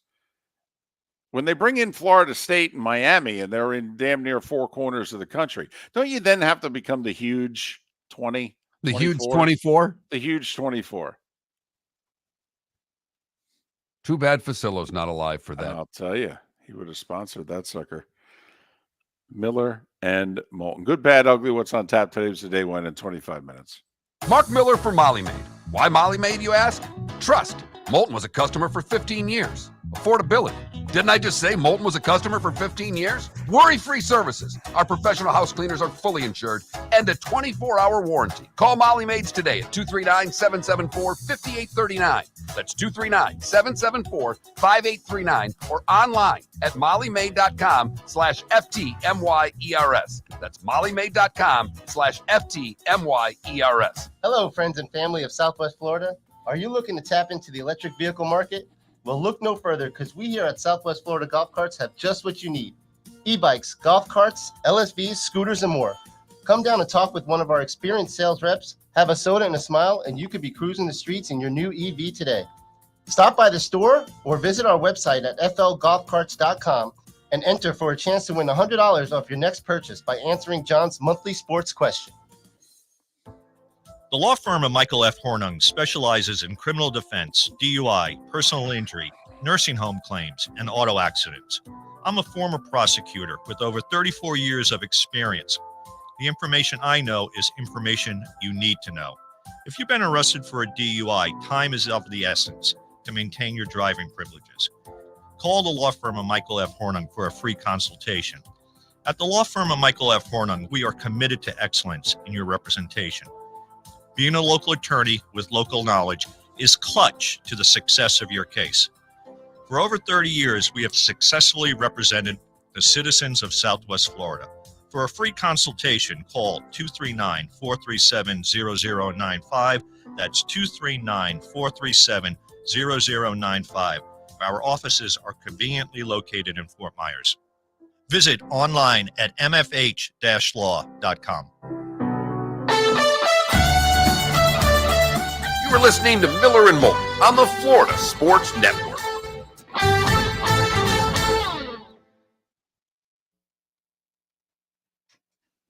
How about this? The Continental Conference, the CON-CON. The CON-CON. CON-CON.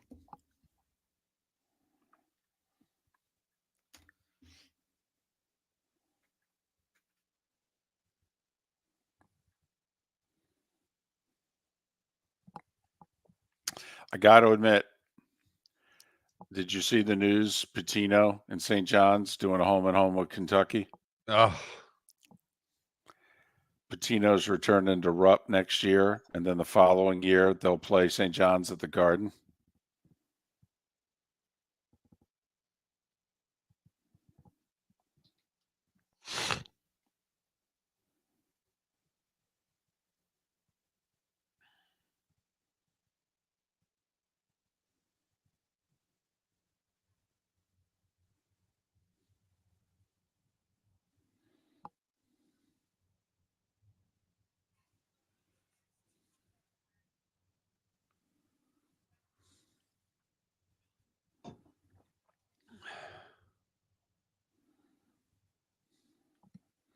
I got to admit, did anybody see any of the highlights of the WNBA draft?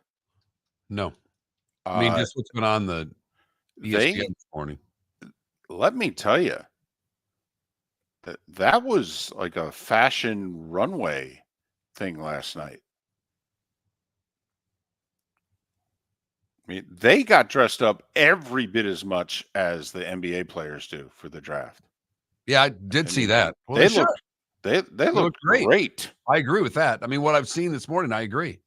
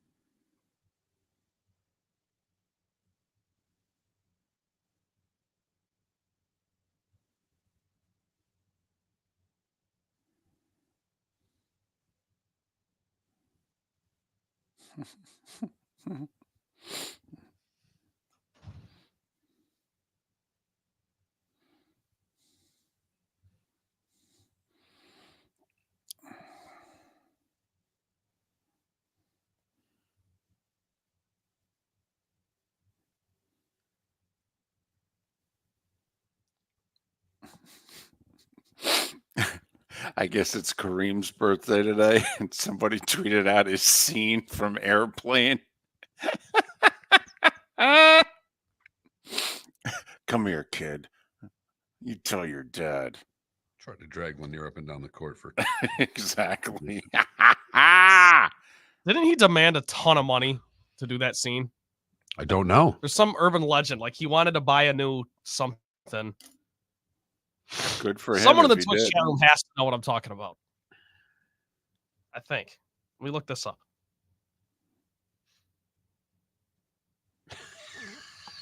That's funny logic, man.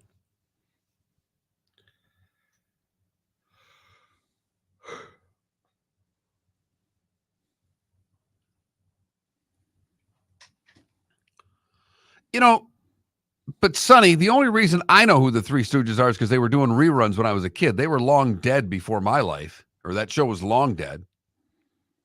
It's because we only had 3 channels. We were forced to watch all this stuff. Love Boat. Do you know who the Three Stooges are? Did you check it out? Did I check what out? The Love Boat. Oh. No.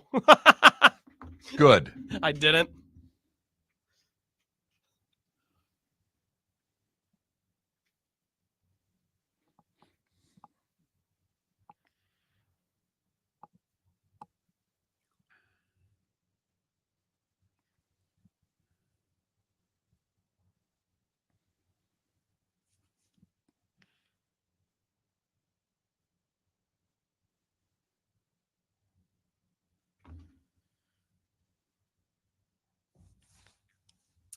All right, here we go.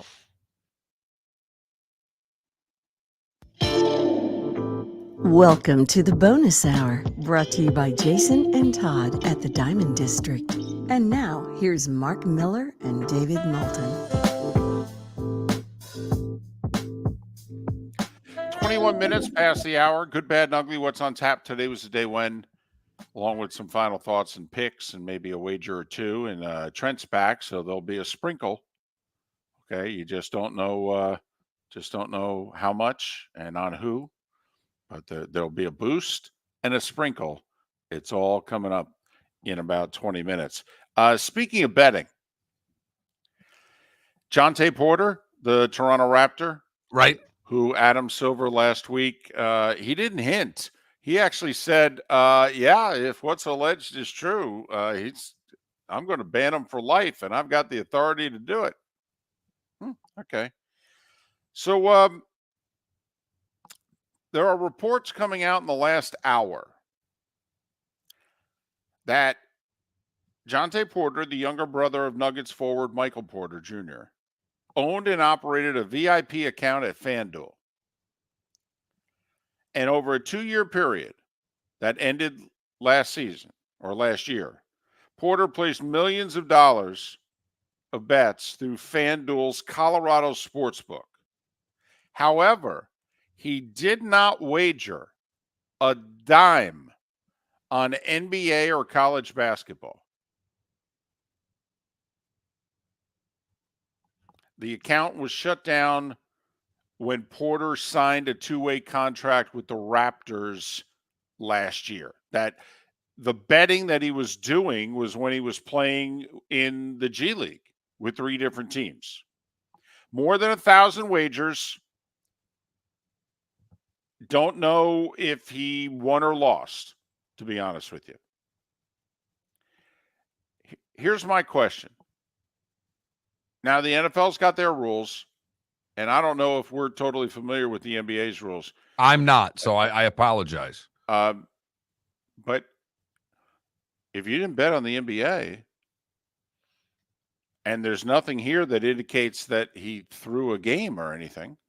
I mean, in fact, the book was shut down before he joined the Raptors. I mean, what can you do? What should you do? About this, I'm not sure they can do anything. But the alleged, this has nothing to do with what, this is prior to him. Correct. This is prior to these 2 games in question, one in January, one in March, in which there was unusual betting activity on Jonte Porter prop bets. And he's a guy who averages like 5 points a game or something like that. And people were basically betting the over-under on whether he was going to score. I think 4.5 was the over-under points. And they were betting the unders on these. And these were 2 games that he left because of injury and Sickness. Illness. Correct. But I'm just curious. So, but if you're the commissioner of any league, I mean, is this guy wagers spends, 2 years, makes 1,000 bets a few $1,000,000. May have won some, lost some. None of the bets, by the way, on your league. Right. Over 2 years, you all can do the math. That's a little over a bet a day. Right. We're not talking. No, but we've made 4 during the show before. I know. Right. Just to put it in perspective for people, how quickly you could get to 1,000. I would guess that Trent has made at least 1,000 wagers in the last year. Probably. Yeah, no, you're right, because you make a ton at once, you put a couple futures down, all of a sudden, it's not unfathomable at all. So it's not unfathomable during football season to make 50 bets in a weekend. You start going nuts and betting halves and chasing a little bit. Bowl season. Throw a little prop bet action in there. But between Saturday and Sunday, there's a lot to bet on. You lose everything. You're betting a soccer game at 3 a.m. This is how it happens. It is my favorite part about going on the app, because I usually check the app, the Hard Rock app, daily, just to see what's going on. And first thing in the morning, what's trending is table tennis. People are betting table tennis. That's because it's happening on the other side of the world. Correct. And that's the hot time for it. Guy that I know that was a bar manager who worked late was big on betting like Aussie rules football, because he'd get home at 4 a.m. and that's what was on. Somebody that you and I know very well placed a big bet last night on the White Sox Royals under. And I said to him, I go, just so you know, this is an indication that there's a problem. Just so you know. White Sox Royals. What do you mean? White Sox have been shut out like 6 times this year. Seems like a very logical bet to me, David. That's what he told me. He said, I don't want to hear it. The White Sox suck. They don't score any runs. The Royals have good starting pitching. I go, yeah, but the Royals may go over just by themselves. He goes, nah, not what my guy is telling me. I'm like, wait, you've got a guy? That's, by the way, when it becomes a problem. When you've gambled enough that you're hiring again. We love Lee. Right. So he's got a guy to help him place bets with the Hard Rock app, and he's betting the over-under on White Sox Royals games in mid-April. And, of course, what do I get at about 10 o'clock last night? I get a text going 2-0 Royals, and then an expletive after it. Okay, kind of like, don't question me on baseball, a sport that he wasn't following until 3 weeks ago. But okay, all right. I didn't know he knew anybody who, and I don't know if he knows a single player on the Royals or White Sox. Probably not. No. As he joked with me yesterday, he goes, George Brett still play for the Royals? I go, as a matter of fact, no. So anyway, there's just a little update on the Jonte Porter thing. So apparently he, I got to admit, when you're in the G League and you're wagering like that, that's kind of like Trent wagering what he's wagering working for us. We're basically the G League of sports talk radio. You get paid roughly the same. I was in a really good mood until you said that. I'm in the G League. Yeah, we're the G League Ignite. They're out of business. Well, they will be soon. Not yet. They're going under.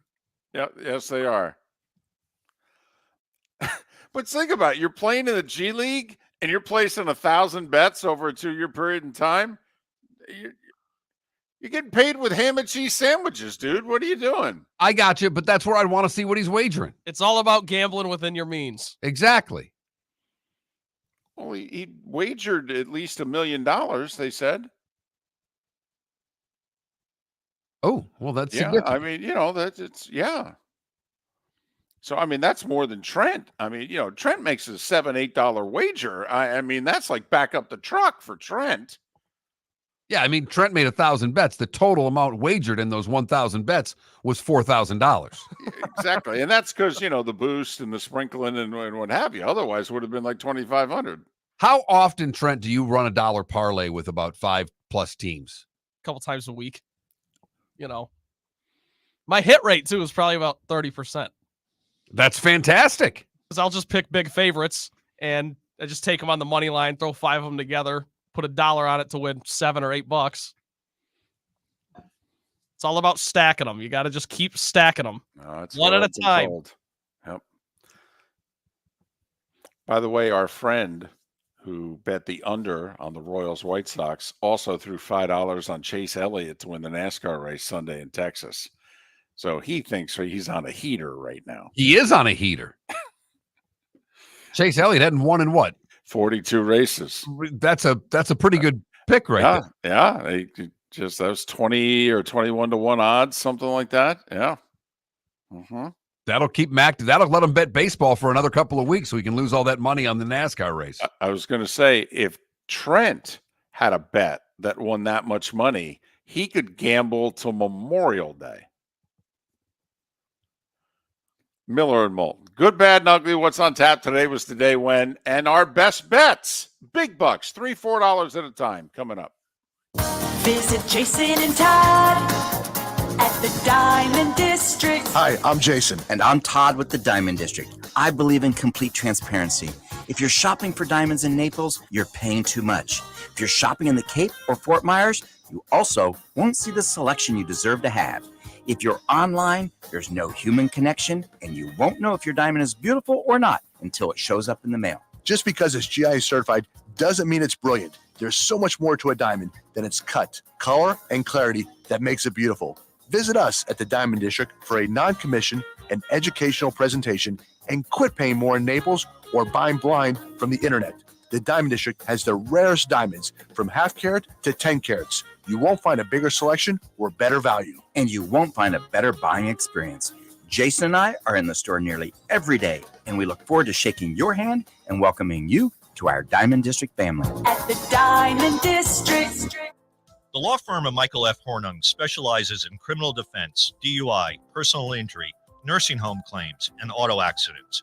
I'm a former prosecutor with over 34 years of experience. The information I know is information you need to know. If you've been arrested for a DUI, time is of the essence to maintain your driving privileges. Call the law firm of Michael F. Hornung for a free consultation. At the law firm of Michael F. Hornung, we are committed to excellence in your representation. Being a local attorney with local knowledge is clutch to the success of your case. For over 30 years, we have successfully represented the citizens of Southwest Florida. For a free consultation, call 239-437-0095. That's 239-437-0095. Our offices are conveniently located in Fort Myers. Visit online at mfh-law.com. You are listening to Miller and Moulton on the Florida Sports Network.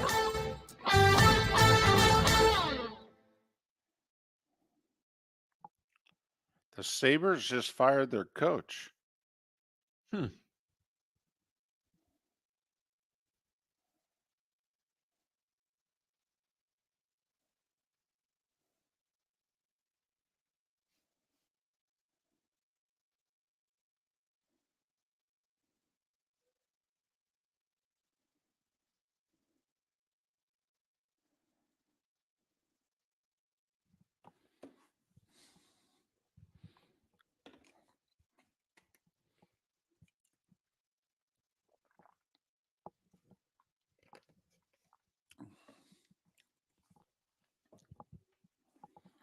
By the way, I'm wondering if I hit something accidentally. I can't get any point spreads on my ESPN app. I don't know. Like, do you guys, when you go to the schedule and what have you, like I'm looking at I don't use that app. So I don't know.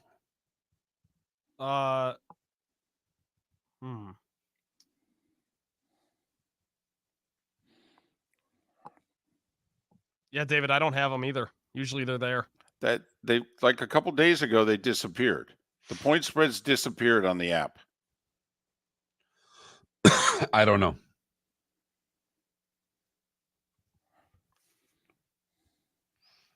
Pelicans are a 1-point favorite. Golden State's a 3-point favorite.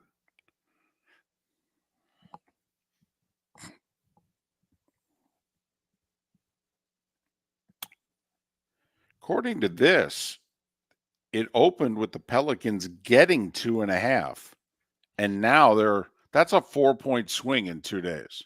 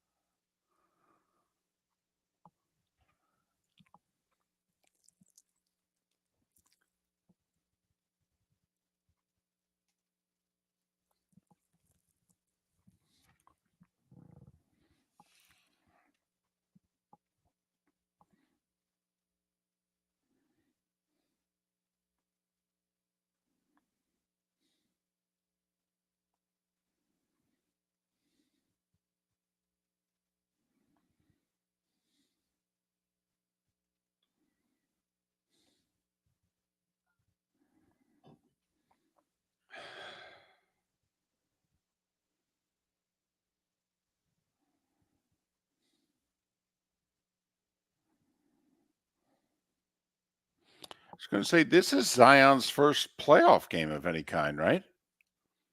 Yep. Because he was injured the one year they...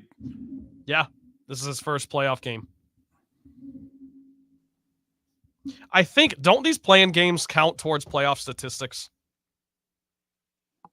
Like LeBron's points tonight will count towards his points total for his playoffs, the record. Well, they have to. I mean, Yeah, it's not a regular season game. Right, they got to put him somewhere. I just got a text or an email. Good morning. Just a friendly reminder that there is violin club tomorrow. Students are able to take their instruments home to practice. I didn't know that there was a violin club. A. B, that my daughter is in said violin club. And C, who the hell authorized for her to take this damn thing home? We're spending our money on violins? No. Seriously, I mean, I'm old, but we had to buy the instruments if we wanted to play an instrument at school. Schools didn't buy the instruments. I played French horn. We had to rent it because it was so expensive. Bought a clarinet. Mark, you play an instrument?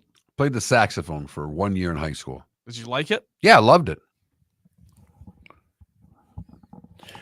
Mom walked down the hall one day and said, "Stop playing or I'll kill you." We were in a 1-bedroom apartment when I had the clarinet. Boy, you could have been rocking scenes from an Italian restaurant with that thing. I'm sorry. I'm surprised my mother didn't kill me. I can assure you, EB, that I did not sign a damn thing for a violin. If my wife did, it's on her. Unbelievable. Here we go.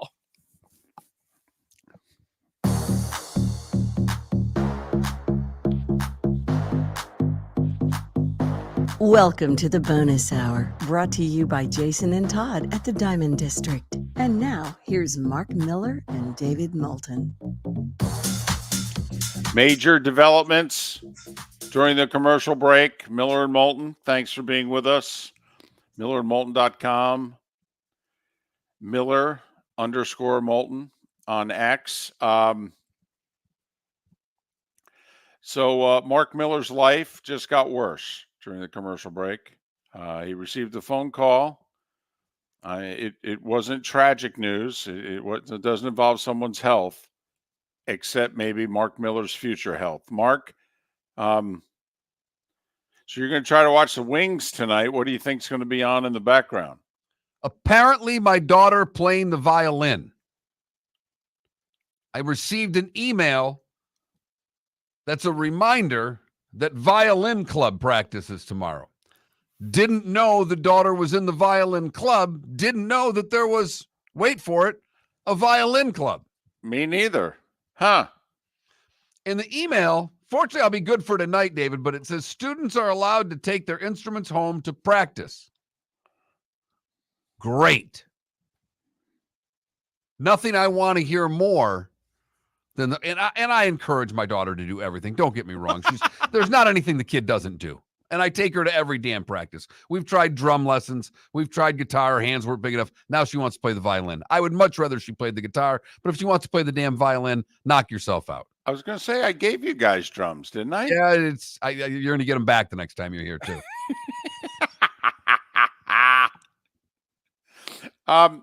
Just so then during the break, we all had to say, okay, what instrument did we play? Trent, you played? I played the French horn, and I was good at it. The only reason I quit was because I didn't think it was cool anymore. I was that guy. You thought it was cool at one point? Well, I conformed to, all my buddies quit, so then I quit. Bad move. I know. I do regret that. Bad move. Anyways, French horn. Besides, women like a musician. All musicians. There's a guy in our Twitch chat room who said, I was playing a cello. I switched to a sax just for a girl. I mean, you never give up music if you're trying to land the ladies. Yeah, I don't know if the French horn brings in the women. It does. It can't hurt. No, are girl. you sure? No. Have you ever seen someone that plays the French horn?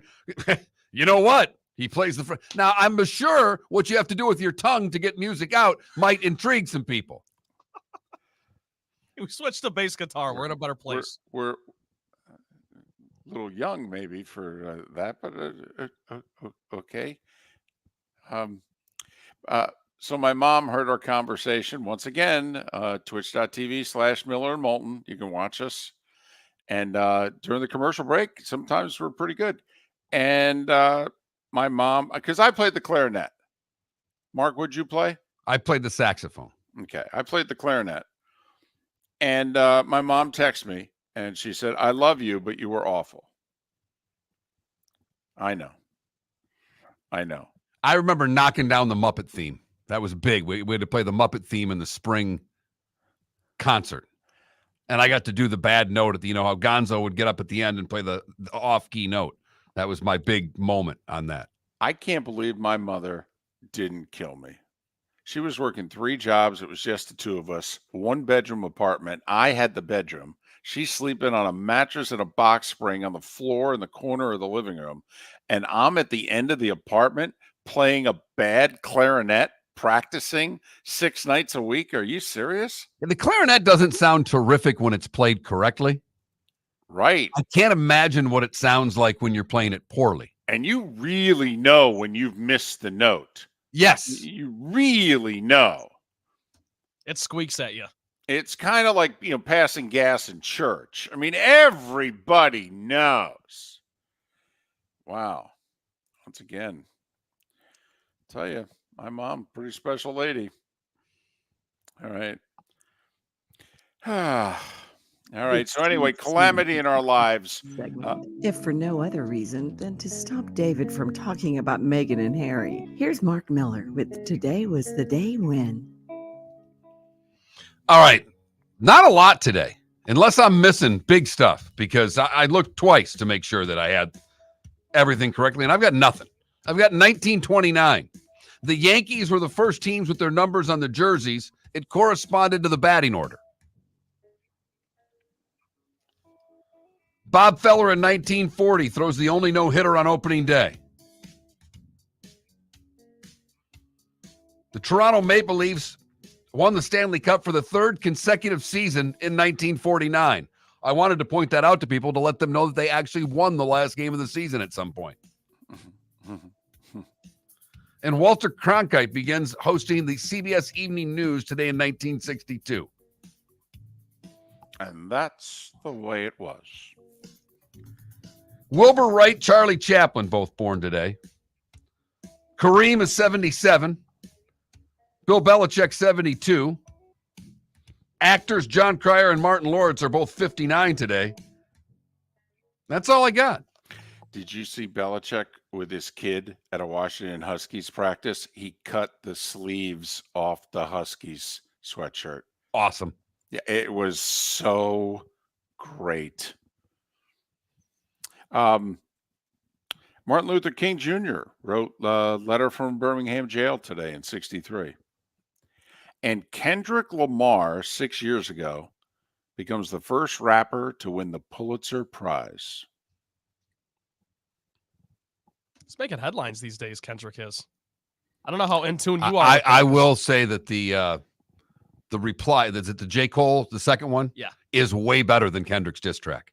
I think, personally. Okay. I mean, I listened to both back to back. My son sent them to me because I like Kendrick. Yeah. Kendrick's great.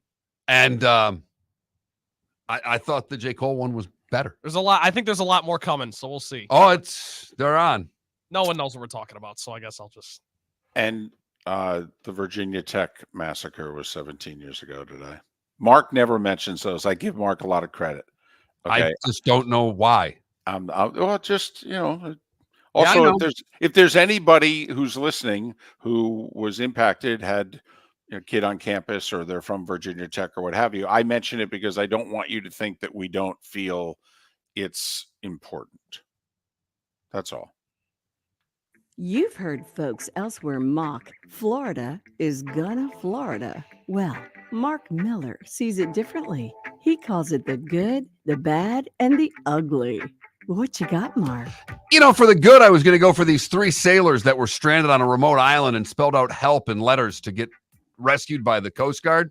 But I'm going to skip that for the Idaho man by the name of David Rush, who set a world record for balancing a running lawnmower on his chin for 9 minutes and 17 seconds. I'm sorry. I thought you just said a guy balanced a running lawnmower on his chin. For 9 minutes and 17 seconds to break a Guinness World Record. Because I know there are times when I'm not paying close attention to this segment, and I really should. But once again, I thought you just said a guy balanced a running lawnmower on his chin. For almost 10 minutes, David Rush is his name. He's on a quest to hold the most concurrent Guinness World Record titles. He previously attempted the record about 4 years ago, but his time of 3 minutes and 52 seconds was disqualified, David, because the lawnmower didn't have a bag on it.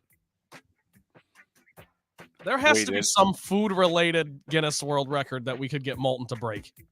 There has to be. First off, I can't even think of these categories. It's like, hey, we want to have a world record. Well, I have an idea. I was watching the guy across the street cut his grass the other day, and I was thinking, how about if we do something with a lawnmower? Well, what were you thinking? I don't know. Maybe balance it on my chin? Huh. And then you go to look and you see that there already is a record. Right. And it's 8 minutes or something like that. But it's not any good unless the lawnmower's running. And it has to have a bag on it? Seriously? And by the way, running, that implies like blade moving. Stuff. Right. I mean, talk about a close shave. Hello. Well, we've said it many times in the show, you can't fix stupid, and Antonio Rosario is one of those stupid people. He had already served time and shouldn't have had a firearm. And when he was at the Dunkin' Donuts, he got upset because they couldn't fill his order. You see, he wanted 6 pumpkin donuts, and they only had 5. So he goes nuts in the store, saying, you're going to blank and make it. So they called 911 because they were freaking out because this guy's throwing a tirade about wanting 6 pumpkin donuts. He had a firearm with him. He's going to land in prison for 7 years for wanting that 6th donut. Man, that's an expensive donut. You got that right. By the way, dude, you can go probably within 10 minutes. There's another Dunkin' somewhere. I bet they had one. No? For the ugly, we come back to home in Lee County, where a man is going viral for biking nearly naked. Wait, nearly naked? Nearly naked. He's wearing straps on his bottom, and he's riding down the main roads. No word on who he is, but the Lee County Sheriff's Office said, although awkward, this is not a crime unless he's actually showing it. And he's got straps over it. So apparently this is legal, but certainly wins today's good, bad, and ugly on April the 16th, 2024. I'm trying to do the visual, and then I just stopped. And I said, Thank you know you. what? I don't need that. You don't need that. I want to go back to balancing the lawnmower on my chin instead. All right. 8 games in the NHL tonight. By the way, Buffalo Sabres just fired their coach. He lasted 3 years, which in Buffalo is an eternity lately. So 8 games in the NHL. They were supposed to make the playoffs each of the last 2 years. I mean, they were expected to make a run for the playoffs, the Sabres, the last 2 years. They haven't. They finished above 500 this year, but not good enough, and so he's gone. They're going to bring in a taskmaster. You wait. They're going to bring in a veteran taskmaster. I don't know who that is. Kenny Hitchcock could use another job, right? So the Panthers were supposed to be playing a meaningless hockey game tonight, but the Bruins have not put the division away. So Florida's hosting Toronto, final game of the year for the Panthers. They're only a point behind the Bruins, and they own the tiebreaker on Boston.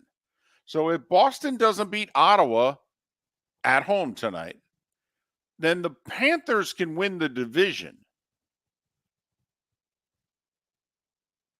Now, the bad news, if you're the Panthers, do you want to win the division? Do you want to play the Leafs in the first round or the Lightning in the first round? I'll take the Leafs. So we'll see who plays for the Panthers and how much and all that. And Austin Matthews going for 70 tonight, right? Isn't he at 69? Yes. Okay. So Detroit and Montreal. They're tied with the Capitals for the final playoff spot. Final game of the year for both teams. Capitals in Philadelphia. Caps win. They're in as the second wild card. If they don't win, the Wings with a win are in as the second wild card.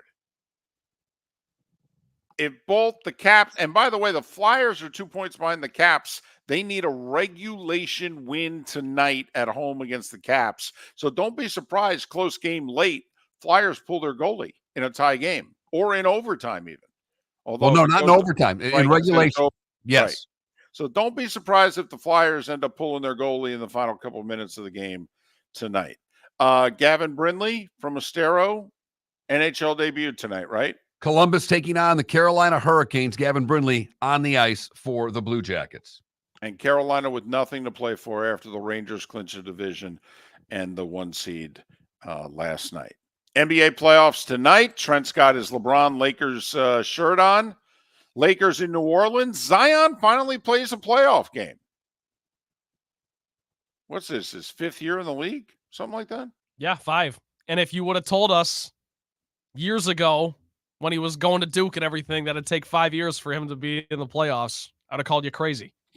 Now, I think New Orleans made it a couple years ago, but he was injured and he didn't play. So Zion against LeBron tonight. Winner gets the Nuggets in the first round. Loser hosts the winner of Sacramento Golden State. Sacramento hosting that game tonight. Loser's season is over. The spreads are small on both those games, right? Right. The Lakers are a 1 point dog, and Golden State's a 3-point favorite in their game against Sacramento. TNT with the hoops tonight. Baseball, obviously, everybody's playing. It's a Tuesday. Marlins are home for the Giants. Rays are home for the Angels. Trent, if you're looking for something to do in the afternoon, your Tigers, 1 o'clock, hosting the Rangers. Oh, I'll be watching. them. They gotta I'll sprinkle. They got to come up with some hits, though. Yeah, need some runs. 1-0 yesterday. Pathetic. So there you have it. And the Yankees begin life without John Sterling in Toronto. Miller and Moulton. We'll do it again tomorrow. Located on the East Trail, locally owned Naples Tiki Bar and Grill is an outdoor eatery next to the Hitching Post Shopping Center. Island-inspired food with a true tiki theme. The best place in Naples to enjoy the beautiful weather in Southwest Florida.